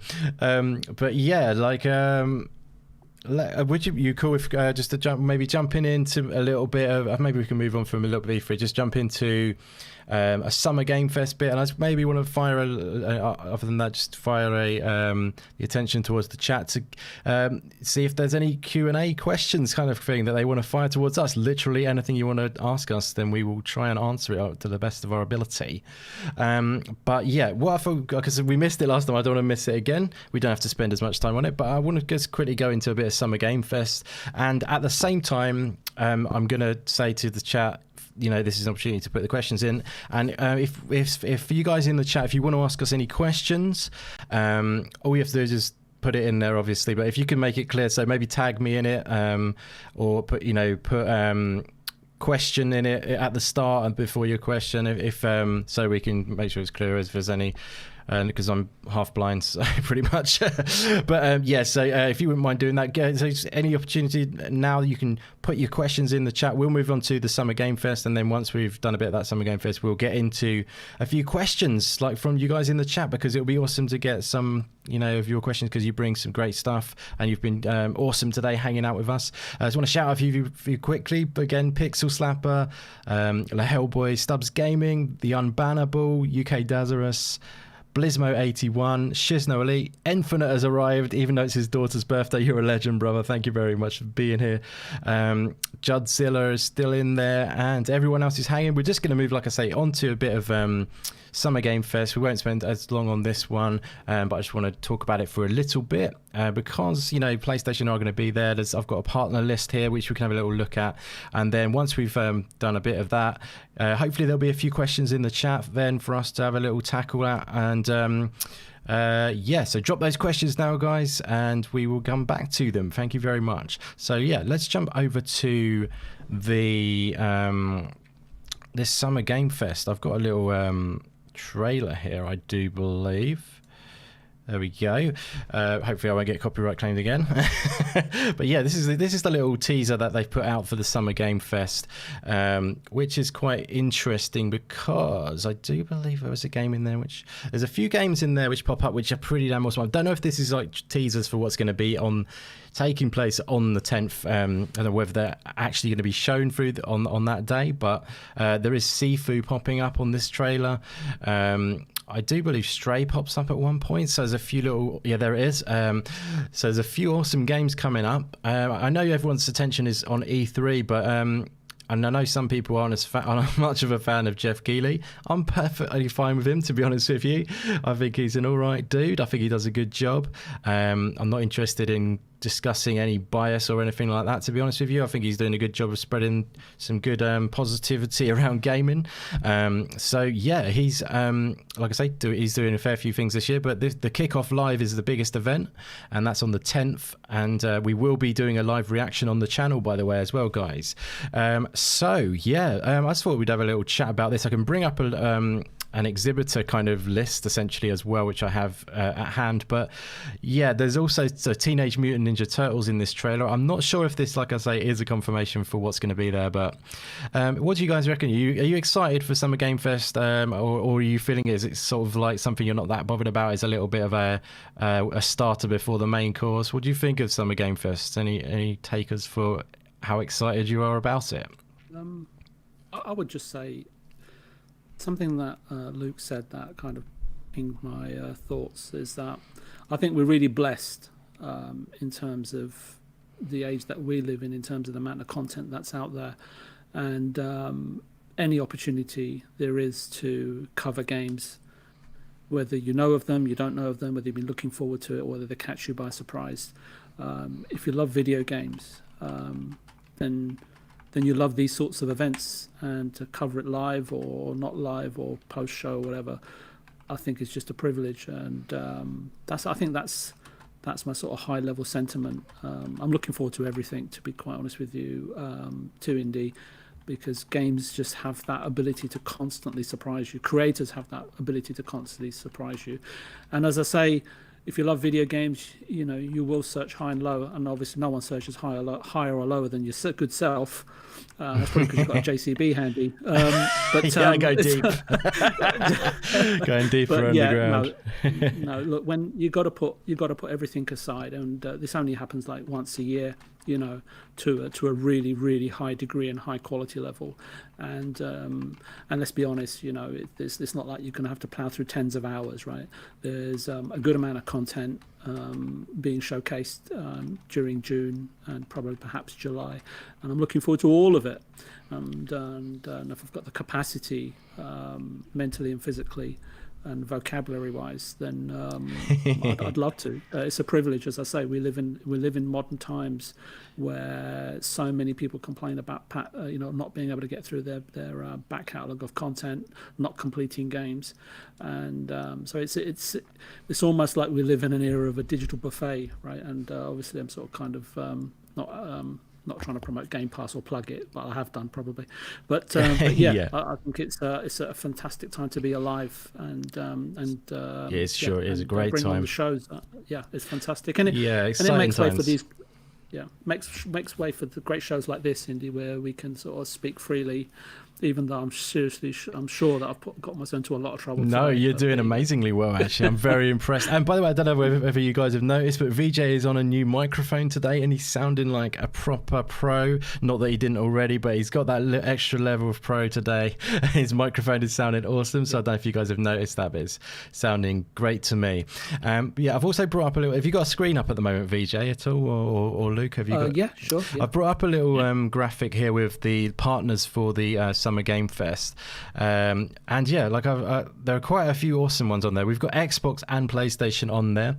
I'm not sure how much of an extent, you know, Xbox and PlayStation are going to be going in on this. I think they might have a few nuggets of goodness for us in maybe in a big way. Do you think we'd see any first party from either Xbox or PlayStation at this Summer Game Fest as well as their sort of E3? Sorry, go ahead, Luke. I haven't heard you for a while. Yeah, no, I think you would. Yeah, I think the way I'm approaching this show is a bit like how I've approached the Game Awards for the last few years, which is that I suspect each of them will have, you know, some pretty big thing to show. It might not be a huge announcement, you know, it might just be another trailer for a game we know about, but I think they'll want to kick it off pretty early with this stuff, right? And it's a good opportunity to do that because it's the closest of a multi-dev, multi-publisher, multi-platform holder show that we get at E3. You don't usually get anything like this at E3, right? It's usually just, you know, here's Sony's show, Microsoft's, Nintendo's, you know, EA's, So I think there will be something. Nobody's going to want to, you know, not have some buzz attached to their name after it. Some may treat it in a bigger way than others. I'm sure that will be the case. But I'd expect to see something decent from the likes of Sony, Microsoft, and Nintendo there, even if it's just a single thing. Yeah. Is Xbox on this list? It is at the bottom right. Small. It's alphabetical. It's right at the bottom right. Yeah. Supporting the rest of the industry, I see. Yeah. Yes. Yeah. So I mean, if you want me to sort of mention a few of these names, because these names excite me greatly, and you know, I feel like this is a great list of names. We've got Devolver on this list, which is freaking awesome because I love Devolver. We've got Finji on this list. I don't want to get anyone's excitement and hopes up, but they are the publisher of Tunic, so they also have a game which is coming out practically in a couple of days or something, which is called Chicory. So essentially that is probably what their game will be in this showcase, as opposed to not being Tunic, but you never know, it might turn up Tunic, because like I say, Finji are the publisher. Also the Annapurna Interactive, the legends that they are on this list. They've got The Artful Escape coming, they've got Stray coming, they've got so much coming, which is I'm forgetting right now, but a ton of awesome coming. You know, there's so many on here. I'll just read them a bit quicker. So you've got 2K, Activision, Amazon Games, Annapurna, Bandai Namco, Blizzard, Capcom, Devolver, Dotemu, which is the publisher of Turtles Shredder's Revenge. EA are on there, Epic Games, Finji, Frontier, can't read that one, High Res Studios, don't know what that one is, someone's doing a flex. Koch Media, we're gonna get banned for saying COA CH now. It's pronounced Koch Media. Oh, is it? Thank you. Yeah. Oh, dear. And I could have avoided it as well. We got Was media. that like a copyright strike? Yeah, exactly. We've got Mediatonic on the list, which is obviously Fall Guys publisher. No, sorry, not developer. Sorry, and now they're owned by Epic as well. So you never know. Fall Guys might get confirmed as going to Xbox. Everyone's hoping for that. I don't know. Yeah, PlayStation are on there. There's a couple which I can't quite see because it's quite small. Raw Fury is on there. They're an awesome publisher. Riot, Sega. There's some small. Square Enix. Steam is on the list, which is interesting. Ubisoft, Warner Brothers, Wizards. There's I see that. Wouldn't you agree? That's quite a good list to get. Quite a good list, isn't it? Yeah, absolutely. Just I don't know if you asked the question, Indy, but when you mentioned some of those names, so I look at Sega and I just hope to see more of Lost Judgment. I see Warner Brothers. I'd love to see a bit more of Harry Potter and what Rocksteady are working on. PlayStation, they always seem to just have a very measured approach, so perhaps a Ratchet and Clank and perhaps something else. Xbox perhaps tease us with something as a precursor to what they're showing 3 days later. And for Square Enix, I just hope it's more Dragon Quest, and no doubt, and perhaps they might show a little bit of Final Fantasy 16 if Sony aren't having their own, sort of E3 sort of event this year. But they're just some of my picks, and I'm sure there's plenty more that I've missed. But they were just ones that. Yeah, I mean, I know Luke and myself are big fans of Devolver. And we've talked about this a little bit. And I'm wondering whether they're going to be doing their own showcase Devolver. They usually do their crazy, over-the-top awesomeness at E3. They're on this list. They said they've got 4 games that they're going to be revealing this year, new games. And also they said they're going to be doing updates on Death's Door, if you remember that game. And also there's their new game, which is really cool. It's actually, it's like a, what is it called? I forget what it's called. But you're like in a temple. It's like a temple run first person perspective, and it's a multiplayer game. It's kind of like Fall Guys. You have to get to the end and get the crown essentially, but you have to get to the treasure, and you have to go through avoiding all these sort of like traps and stuff like that, and you can actually see where people died and stuff before you. Actually looks really cool as a kind of Fall Guys kind of game. So that's one of their new ones that are coming. Definitely worth checking out. It's going into early access on Steam real soon. But yes, what do you think, Luke? Are you excited for any of these names? What do you think about Devolver as well? I'm intrigued. Yeah, I think Devolver will almost certainly have their own showcase as well. Yes, that'll be good. I don't know what they'll do at the Summer Games Fest. We should bear in mind as well that when we're talking about all of these partners, this isn't necessarily what's going to be at the opening showcase. There might be sponsorship partners or whatever. Is that what you mean? Yeah. Yeah, but also the Summer Games Fest lasts for the summer, right? It goes on for a couple of months. I think this year they confirmed it was a month that it goes on for, because last year was a month. Yeah, I think it's all of June. Yeah, it kind of took the place of E3. So you've hurt my soul now. But to be honest though, if it's just a month, that's cool by me, and that is a good point to make though, buddy. Yeah, good shout. Yeah, so I think there'll be other things in the Summer Game Fest in that month, and some of these partners may show up outside of that first kind of reveal place. I think I read, I'm sure I read somewhere that Jeff Keighley said he had, I think 12 world premieres for the showcase or something, which is pretty tasty. So there's quite a lot, but there's also, compared to the list of partners, it's not all of them, right? So they're not all there. Devolver, no doubt, will look. I mean, they have one of the most successful conferences, if you want to call it that. It's not a conference. High impact. Weird. Yeah, it's weird. Yeah, it's weird. weird showcase of their games, which is really brilliant. It's just it's fantastic. It's so creative and so funny and different. So they will, Nina Struthers will be back. Oh doubt, yeah. To do some inane things. Did you know that and then that Nina Struthers is named after the owner of Devolver's daughter? That's her name. So the CEO of Devolver named that character after his daughter. So she apparently had a lot of trouble at the time because everyone thought she was Nina or on social media and stuff. Anyway, little nugget of goodness for you there. Yeah, so they always have. Not only do they have those cool conferences or those presentations, but they always have really cool games to show, no matter what. Yeah, exactly. So Devolver's games and the ones that they publish are amongst the most creative indie games. So they tend to be amongst the most creative indie games that are out there. Certainly some of the most unique. So I'm really looking forward to that. And then the list it's cool. It's a lot of what we'd expect to be there at E3 in terms of partners, etc. Yeah. And we'll just see how they sprinkle, some of the bigger ones, how they're going to sprinkle stuff in Summer Games Fest, whether that's at the showcase throughout the month of June, in with their own showcases, right? It's quite a delicate balancing act, I think, for them, but no doubt they want to occupy as much mind share as possible. Yeah, most definitely. Yeah, it'd be interesting because they could even come away being, even though no one would accept it, but I think it could be a really strong showcase. I might be completely wrong, but I feel like the Summer Game Fest could be a really good show, personally. Yeah, there's some good names on there, and it's got it's lining itself up nicely. I think that Turtles game might not be very far off as well. I think that might be quite soon.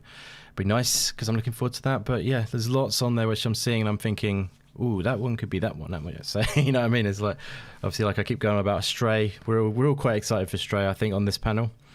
But yes. Yeah, lots of goodness. But yeah, let me just flick that back to a bit of video if we finished looking at that. Yeah, let's get to some of these questions. Is there anything else you wanted to say about Summer Game Fest? Are you looking forward to it, or anything you wanted to wind up on Summer Game Fest before we get to these questions that we've asked for in the chat? Yeah, I was just going to say that the way that we're kind of speaking and sort of a lot of shows and a lot of people in the community with shows and the communities in the chat, it's kind of building up a thirst, and it's like these events will come, and we hope that these events will quench that thirst and sell us ideas of vision, and with all the imaginative works that are going to be there, right? And I don't just want them to be great. It's a time when I look forward to, like, okay, what's going to inspire me, what's going to engage my imagination. It's not just about flocking to a service or flocking to a retailer and making a pre-order.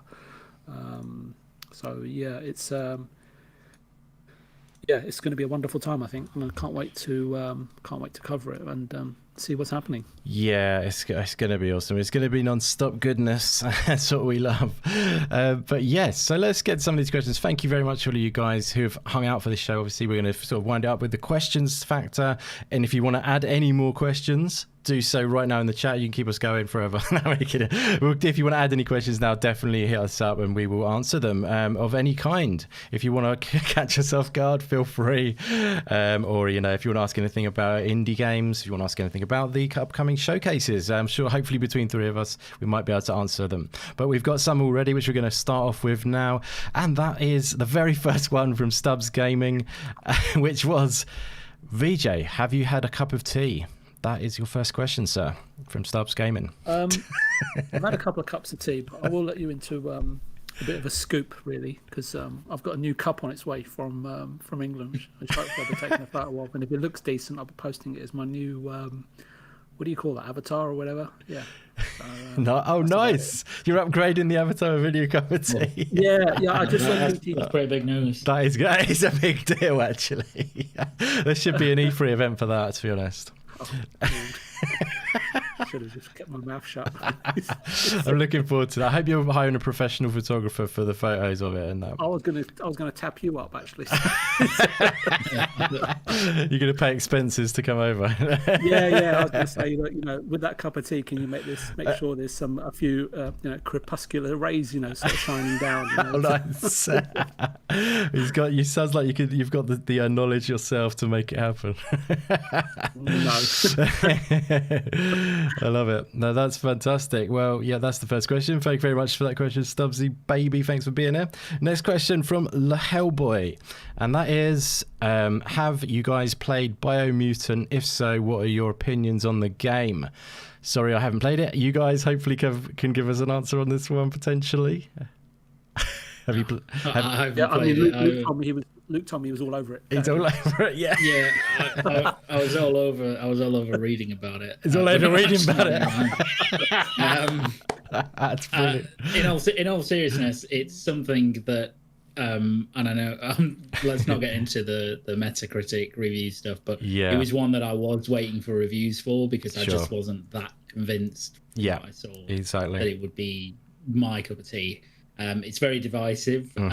However, I'm sure I will pick it up down the line when it kind of maybe goes in a Steam sale or something like that. Yeah. I mean, we could easily get quite deep on that topic because, I feel like I personally feel like it's they priced it a little wrong, but we could go deep. I feel like they should have priced it like It Takes Two. I feel that's where they should have gone. But then it seems like they're marketing it like a AAA game. Again, we're getting back into that topic. But they've got like a statue. They've got like they've got advertised. Yeah, they kind of went all out. They did go all out, definitely. That's why I feel the AAA factor was there. Yeah, I know you've probably bought the statue and not the game, Luke, right? I think no, they're too cheap then. You don't want Too crap, yeah. See, Sorry, I think you Vijay. make a good point. I think you make a good point there because I think it was a cookie cutter approach rather than a practical and sensible approach in terms of realizing what they had on their hands and how they should go about exploiting it. And that shows me that the publishing team lacked creativity and understanding of the marketplace. Yeah. I don't want to get into it because I'll be here for half an hour. Yeah, me. that could really open up a can of worms, that one, because I definitely feel there's stuff you can say, but you've got to know your product, you've got to know your market and stuff, who you're gonna sell to. Yeah, and we're going to have to be wary of La Hellboy in the future. No, I like it. It's good. I love that. Good question. Yeah, great question, La Hellboy. Thank you very much for that. And thank you for being here once again. So next question is from SMJ Smoke, I hope that's how you pronounce that, which says, what do you think about Senua's Sacrifice sequel? It didn't seem like a game that needed a sequel. I think Luke might have some good takes on this. What do you reckon to that, brother? It's actually a really good question, actually, and to be honest, it's what I thought when I heard rumblings that there may be a sequel, right? Because I didn't really think. I mean, kind of in the same way that you look at The Last of Us or a game like that, and you kind of think that was just a really perfect self-contained story. Do we really need a sequel to it? Yeah. And of course, the answer usually from a AAA approach is of course you need a sequel because we need more money from this franchise. So, however, I don't have an issue with this sequel. I think the Hellblade was really interesting anyway because obviously, it was a game that's very much predicated on in its own very unique way, exposing mental health difficulties, and Ninja Theory went into great depths to represent that in a very profound way in the game, and really studied it and really consulted with stakeholders in that area. So I was a bit conflicted when I heard about it at first because it seems like it seemed to me it was going away from that as a basis and going more towards it's a game ultimately and we want to make another. But I think which is a little different from something like The Last of Us, which obviously it's trying to touch on certain themes, but it's purely a form of entertainment, not design. It's not it's not trying to bring to light anything in particular about the world that we live in. It's just trying to tell a story. Yep. So So I found the sequel announcement quite interesting, but that's not to say that I'm not very excited for it, and because I am, because I think Ninja Theory are a fantastic studio, and it's also not to say that I don't think that that team don't have other stories to tell that relate to mental health and the trials and tribulations that people go through, because ultimately which is, as anyone who's suffered with any kind of mental health issue, whether that's depression or anxiety or something much more serious. Much in the same way at the end of the game that Senua isn't cured of her mental illness, she's it can come back, right? And you can have issues, and I think that's probably what they were trying to, that's the message of the sequel, that it's an ongoing battle, right? And it's an ongoing difficulty, and I think if they can tell that story in the context of the game, and then it'll be a very worthy and welcome sequel. That's a brilliant answer, I think. Fantastic, bro. Did you want to add anything to that, VJ? That was a very nice, comprehensive answer, but if you feel free. I was just going to say, no, his answer's great, but from... because I know we mentioned AAA again, but if you want to... It's always good to slag off AAA. Yeah, it is. No, I mean, okay, first off, from a commercial perspective, the game had a AAA return, right? If you look at the numbers that are well documented, well discussed, even by Ninja Theory prior to being acquired by Microsoft and sort of built into the XGS Studio system. And then if we're talking about indie games, right? Now, if you go back and look at how the game was made, right, it was funded by the studio itself while they were working on an external project. And if you want any idea of how independent games are made, right, when you don't have a big budget, right, and then you have to come up with all these homebrew techniques, right, to actually create a game. And don't take my word for it, just go and look at the very well documented series on Ninja Theory's channel. That gives you an idea of what creative thinking and can bring about, right, in terms of change and in terms of challenging studios with hundreds of thousands of dollars of Vicom cameras, right, doing motion capture and so on and so forth. And in terms of a sequel, I think for me is that I think God of War is a really good example of reimagining a game if they want to go that way. And I think Luke's sentiment and his view and the spot that he's made is spot on. Is that the whole point of video games in terms of how they engage your imagination is the ability of creators of being able to not spin something, that's the wrong word, it's probably a derogatory term, but be able to showcase and sell you something new and think, wow, I didn't realize that was what they was going to do. That's a fantastic take, let's go on with it. And I know obviously something like The Last of Us 2 was quite divisive, but I think that when they design this game, and when most designers design games, they always have an eye on, look, if this is successful, what do we do next? Because we put a lot of time, effort, heart and soul into designing these characters, this world, and how do we go on and tell more stories? So and I think everybody does that to some degree, and perhaps while they were making it, and you've seen it with Team Cherry. Can't help but mention them every other topic. Is that when they were creating the Hollow Knight, very early on, they already had ideas for other games, and I think it was the artist, I forgot his name. He's got a little book, and or they've got a Google spreadsheet where they've got concepts for other games, and they just fill it out as and when an idea comes to them. Ari Gibson, you mean? Ari Gibson, yeah. It was a really. I've gone through some. It's very difficult to find, but I found some videos on his process and everything. It was fantastic to watch. So I think whether it's the sequel to the game, whether you love the first game, you didn't like it, is irrelevant. But I think in terms of a sequel, as a technical tour de force in terms of the concept trailer or the in-game rendered engine trailer that we've seen, to me, it perhaps isn't even about the story. It's about the technical capability of the teams the team that is on showcase. And what I like about them more than anything indie, and is that they show how they've gone about creating what they have done. And what does that do? That goes on and inspires other independent developers that perhaps or lying in wait that are at big studios that are thinking about making the jump or the transition. Exactly. And you only have to look at as far as the guys that made the guys at Rocksteady, right? They split off from I forget the Argonaut, right? and Right. those guys were under Jez San, right, who went off and then founded or bought Ninja Theory. The other guys, the other half left and created Rocksteady. They made their first game, was a 6 or 7 out of 10, but someone, I think it was Jane Kavanagh over at IDOS at the time, IDOS, and they were bought out by SCI. She saw the studio, saw the potential, and even though the game they'd first made for her wasn't great, didn't do really well, it got a 6 or 7 out of 10 Metacritic, she gave them Batman the license, said, let's see what you can do with this. So it's about spotting the potential, giving teams opportunities, and I think that's one thing that Xbox has done really, really well. So I don't know if I've given you a good answer, but there's just so many facets to such an interesting topic. Yeah, I mean, you've given me an answer to many topics there. Sorry. Which is brilliant. I'm only joking. Shut up. I did tell you not to bring me on to that. I'm only joking. I warned you. Not my fault, everybody. Not my fault. No, it's legendary, bro. It was fantastic. I think the question initially was from the chat, wasn't it? So it was... I've lost it now. Last week. From last week's show, yeah. Oh my god, I've scrolled accidentally. It was about Hellblade, wasn't it?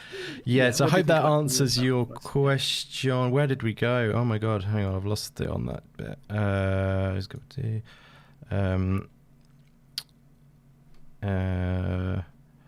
Right, so yeah, that was about Hellblade. I think, yeah, both of you guys handled that well, but you also went into some Team Cherry talk, which is always a good thing. Look, what I'll say, Indy, if you ask a question on this show, you're guaranteed a comprehensive answer. Yeah, you definitely are, and you're guaranteed a good answer. More so than any other show on the channel, on YouTube. Trust me. With Luke and me, yeah, you're gonna have it all covered. It's awesome. Loved it. I love it, guys. No, it's fantastic answers. So, and moving on to the next question, guys, from the chat. So this may be a simple answer. Have you guys tried Knockout City? It's a pretty fun game from The Unbannable. Have you guys tried out Knockout City? I think it's on Game Pass. Yeah, I've actually got it downloaded, but I haven't tried it yet. Nice. And yourself, VJ, have you tried it out, my friend? No, I haven't heard of it. I was actually going to drop Luke in it again and just say, yeah, he's been at it all weekend. Not the game, though. He just managed to creep in before me. It's a weird one because it's one of those games where I had literally no interest at all. Right, yeah. And then suddenly people started playing it, and there's kind of been this word of mouth that it's actually really fun and really good, and people are like, go and try it. So I got it down. Yeah, it's like a multiplayer game, isn't it? What's it? It's combat, isn't it? Is it like a bit like Jet Set Radio running around or something? I don't know. Would you describe it? It's like a dodgeball type. Right? So it's it's based around, but it's in a big 3D kind of expansion. Yeah, it looks interesting. I'd love to see a few. Sorry, it's a bit. How dare you? Yeah. Brilliant. It's a bit like a Splatoon-like concept, I guess. That's a good shout. Good comparison. Not to do with paint or anything like that, but kind of a multiplayer game that's based around something I don't think you would generally expect it to be based around. So, that's a good comparison. Definitely. I was trying to think of where I have seen it being action. But great shout at The Unbannable. Thank you very much for that question, and thank you for being here. And let's move down. And has any of us played? This is from Max. Has any of us played Blasphemous? I know the exact game you mean, and I really was tempted, but I was really put off by. It's basically like a Souls-like kind of Metroidvania. I loved the sort of combat and the gameplay of it, but I was really put off by the themes in the game. It's quite sort of like vulgar and a bit. I just couldn't get. I think Luke might know what I mean. I'm more just like envisaging you there, sort of like the. Like, the TV censorship, just like, oh no, I can't play this. But I know you must know the game, Luke. You know Blasphemous. Have you played it? I've played. Yeah, I've got it on the Switch. I really want to like it. I've played a quite significant amount of it actually. I really like it. It's I don't know what that says about me as a person. But the baby, the blood and all that, the sort of like you put the hat, I know it's all based on like real lore, isn't it? From real Spanish lore or something? Is it that right?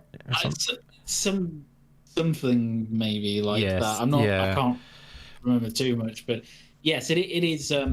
it's kind of like in much the same way that Dark Souls and Bloodborne in particular can become a bit gratuitous in kind of or disgusting, I guess. Is a better term. Yeah, exactly. It can be like that, but not for me, not in a bad way. It's very there's some things that just kind of it weirds me out a bit. Religion exactly. To it, and that's a good shout. Sacrifice and stuff like that. So but it's really cool. I mean, it's a really cool game. I really enjoy it. I think the gameplay looks really great. I just feel like some of the bosses look really weird. They weird me out a bit. Not much stuff weirds me out either. But I don't. I'm not a massive fan of like loads pouring blood and, like you say, sacrifice, that kind of vibes, and you know what I mean. And it's like religion-based blood and stuff. whatever I don't even know what I'm saying right now, but where it's religion and babies be blood and stuff. Oh, we're definitely banned now. Oh God! Look, whatever you get up to on your late nights. I was going to say, Luke, there's a game concept in here somewhere. Yes. But I totally get this out in a couple of hours. I totally get Max. Is it Max who said that? Sorry, yeah. Max says, "Have we played? Any of you played Blasphemous?" Oh, he hasn't sort of recommended. Maybe he's played it as well, though. Have you played it, VJ, by any chance? Have you seen Blasphemous? I'm happily can say I haven't. Safely say it's supposed to be really good. It should say to the chat as well that this isn't like some disgusting super R-rated game. Yeah, I suppose so. Like some weird Lars von Trier stuff, right? It's like it's legitimately a really good game. It's just that Indy is the most conservative man That's not on the planet, apparently. I'm sorry, Luke. You live in Jersey, so there's no legal repercussions for you. But me and Indy have to be really careful what we say.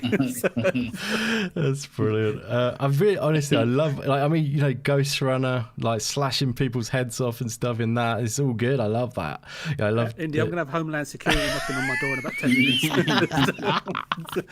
But when it comes to that, when you add like the sort of religion and the cult, and then all that, like drinking of blood, putting the helmet over your full head and it bleeds and stuff.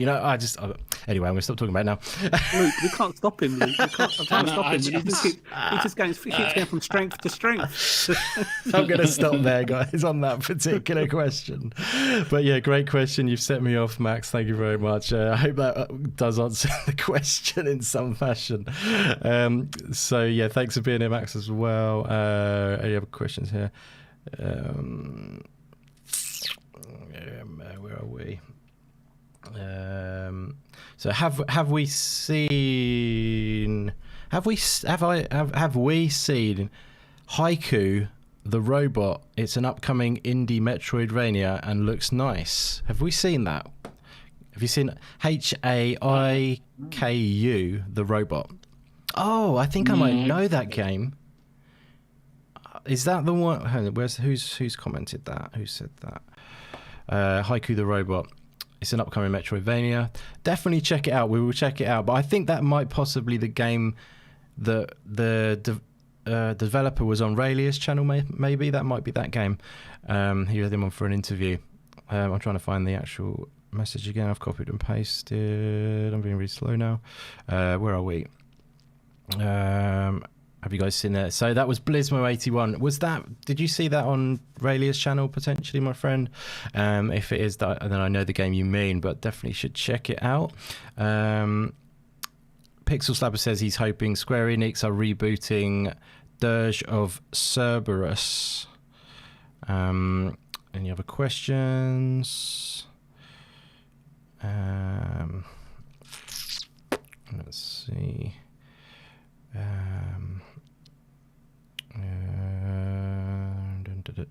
Do you guys know what Blasphemous is? I don't think we'll answer that one again. There's another question on Blasphemous. Yeah, I think we covered Blasphemous. Any sequels that we want to see at E3? Is there any sequels to particular games that have been made that we'd like to see? Really, like a sequel to a game that E3 was. Is there any? For me, they've already been announced. Lost Judgment and Dragon Quest 12. Nice. So no other games that you've sort of played and loved that. I'm refraining from mentioning Hornet and Silk Song because I've just done it so many times throughout the show. It's kind of like just peered into people's memories. That would be obviously awesome, but I think that's my trifecta. That's good stuff, my friend. Trifecta is a very good word, and it's a good use of that word. Now, Mr. Luke Steele, have you got any sequels that you would like to see crop up at E3? I wouldn't class what I would imagine they do for this series as a sequel, although I guess it is in a sense. But I'd really love to see a new Silent Hill game. Sorry, you drifted a bit low there. Oh, sorry. I'd really like to see a new Silent Hill game. Oh, good shout. So whether that, obviously, I doubt that would be, wouldn't be a sequel to one of the older games. Probably more like a reboot or a reimagining. But something, something like that would pretty much make my E3. That is a really good shout out, and that's a good one out of the blue. Yeah, definitely. Great shout there. I can't really think of any. It's a bit. I'm terrible. Let me think. I mean, like VJ says, Silk Song. That's all. I'm all about that. It's already been announced. Hollow Knight 3. Hollow Knight 3 already. Skip the second one. Yeah. Okay. I mean, a new Dead Space. There you go. Let's have another Dead Space or a new BioShock. Yeah. I'm going bigger games. Because it's often indie games are new IPs, so it's kind of like they come out of the blue. So it's you'd sometimes get ones where, I mean, I don't know though. So I think they're best as singular games often. Like, say for example, like Celeste or something like that. If that had a sequel, I don't know if it would just make sense really, because it's kind of good as a single experience, a bit like almost like Hellblade was mentioned a minute ago. But yeah, so. That is that, I think. Let's check for a final check for any more questions, guys. Has any of us tried Dreamfall Chapters? Any of you guys? No, I've heard it's quite good though, but I've not tried it. Coolio.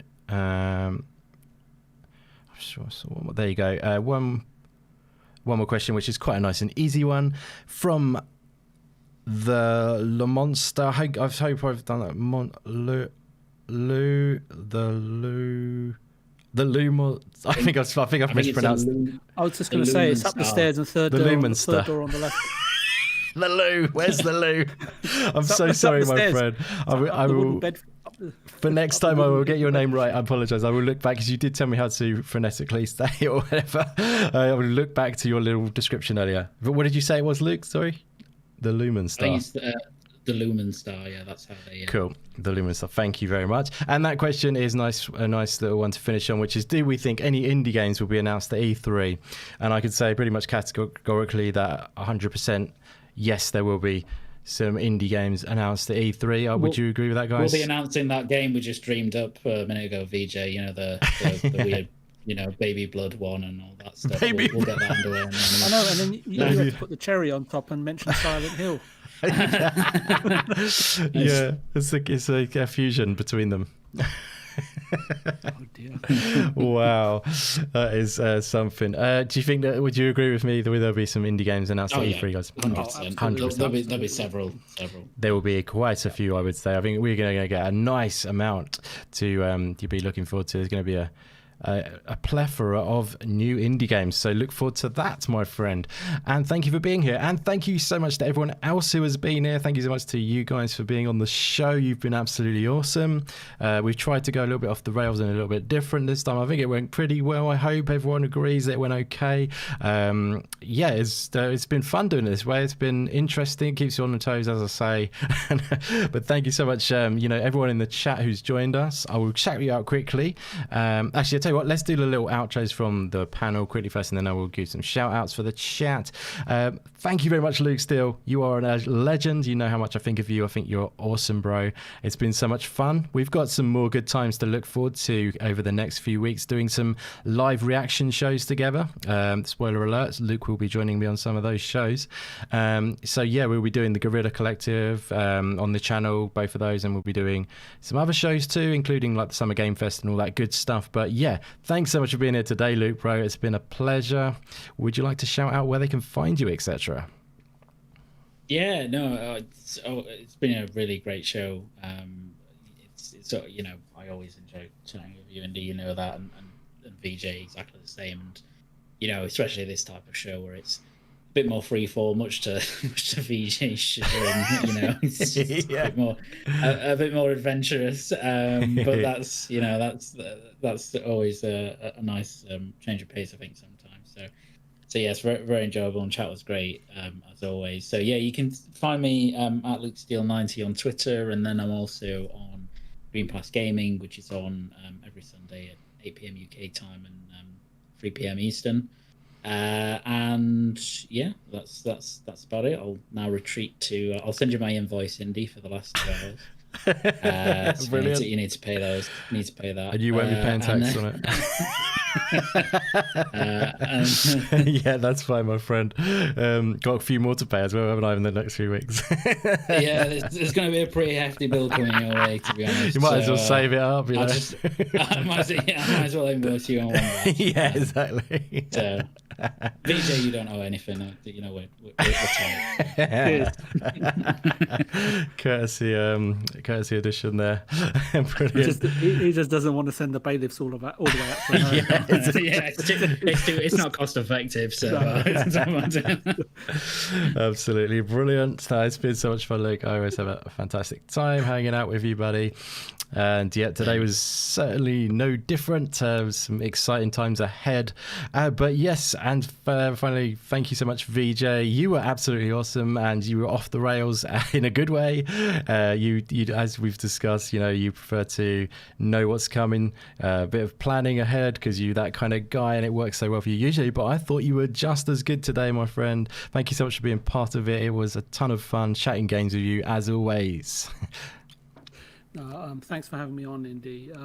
It's just that I know it's the first time I've done this and we've done this kind of thing together, and there's always going to be sort of kinks to iron out and so on and so forth. And the thing with these kind of shows is that the passion kind of supersedes the sort of measured approach which I like to take to give a measured opinion, because I think there's far too many low rent opinions out there, and I think there's a lot of emotion behind opinions that cause sort of people not to sort of give a really sort of I should say measured opinion. Really, I'm getting tired now, but I really enjoyed today, and I really appreciated it, and I hope I didn't sort of publicly embarrass myself or put myself publicly at a disadvantage by some of the nonsense that I was putting out there, because I love to sort of get show notes in advance and make notes, structure my comments, and obviously then there's people on the panel that give some fantastic views that I haven't considered, and then I try to quickly scribble them in on my pen and paper as to, hey, look, try to answer that, or nice. Or try to at least give credit to the person that said it. But my short-term memory is not what it once was. Wow. So where am I again? Sorry, I forgot. You're a master, in my opinion. You're awesome, man. You have always have amazing takes and additions, and it's you're a really lovely guy, and I love hanging out with you. So thank you for being part of it. I really appreciate it. Would you like to say where they can find you if they want to follow you on Twitter, my friend? No, not really. Not really. As usual, Mr. Hide in the shadows. It's below the. If you cast your eyes to the bottom of this screen, you will probably see anyway, guys, or in the links in the description below. So VJ can't avoid your follow. Yeah, no, no. I mean, look, I just like to be on these shows. If people really want to sort of have a chat with me, I do tweet a little bit, or actually retweets quite a bit, bits and pieces, and my DM's always open, and it's interesting because when I least expect it, I do find a couple of messages in there that say that we won't publicly admit this, but I do like to hear from you. And I think, okay, but being invited onto shows like this is really, really appreciated. And I know I don't always go on as much as I used to, but it's always nice to be thought of, and I think it's the thought that counts. That always sort of. That means probably the most to me than anything else. So again, Indy, awesome. Thanks so much indeed. yeah, I really appreciate it. And Luke, as you know, it's always a pleasure. And yeah, I'm going to change my address to a PO box, so your bailiffs definitely can't find me in Utah somewhere behind a cactus. That's brilliant. Oh, no, it's been so much fun today. Thank you, both of you guys. You're awesome, and awesome chat as well. You guys were fantastic today with some really interesting questions and takes throughout the show. I loved hanging out with all you guys. I want to shout out a few of you guys who are still here. Thank you so much for being here. Shout out to Pixel Slapper. You are awesome, my friend. Thank you so much for the support and hanging out with us today. Hellboy, you've been here I think the whole time, my friend, so thank you so much. It has been really cool hanging with you. We loved your questions, especially the one that instigated some sort of crazy monologue from myself. We also had UK Daz, was my good friend, in the chat all this time, doing the mod duties as well. Thank you so much for being here, Daz. You're awesome, bro. SMJ Smoke, thank you very much for being here. You rock, buddy. It's just Leo. Thank you so much for your being here and your kind words about the show.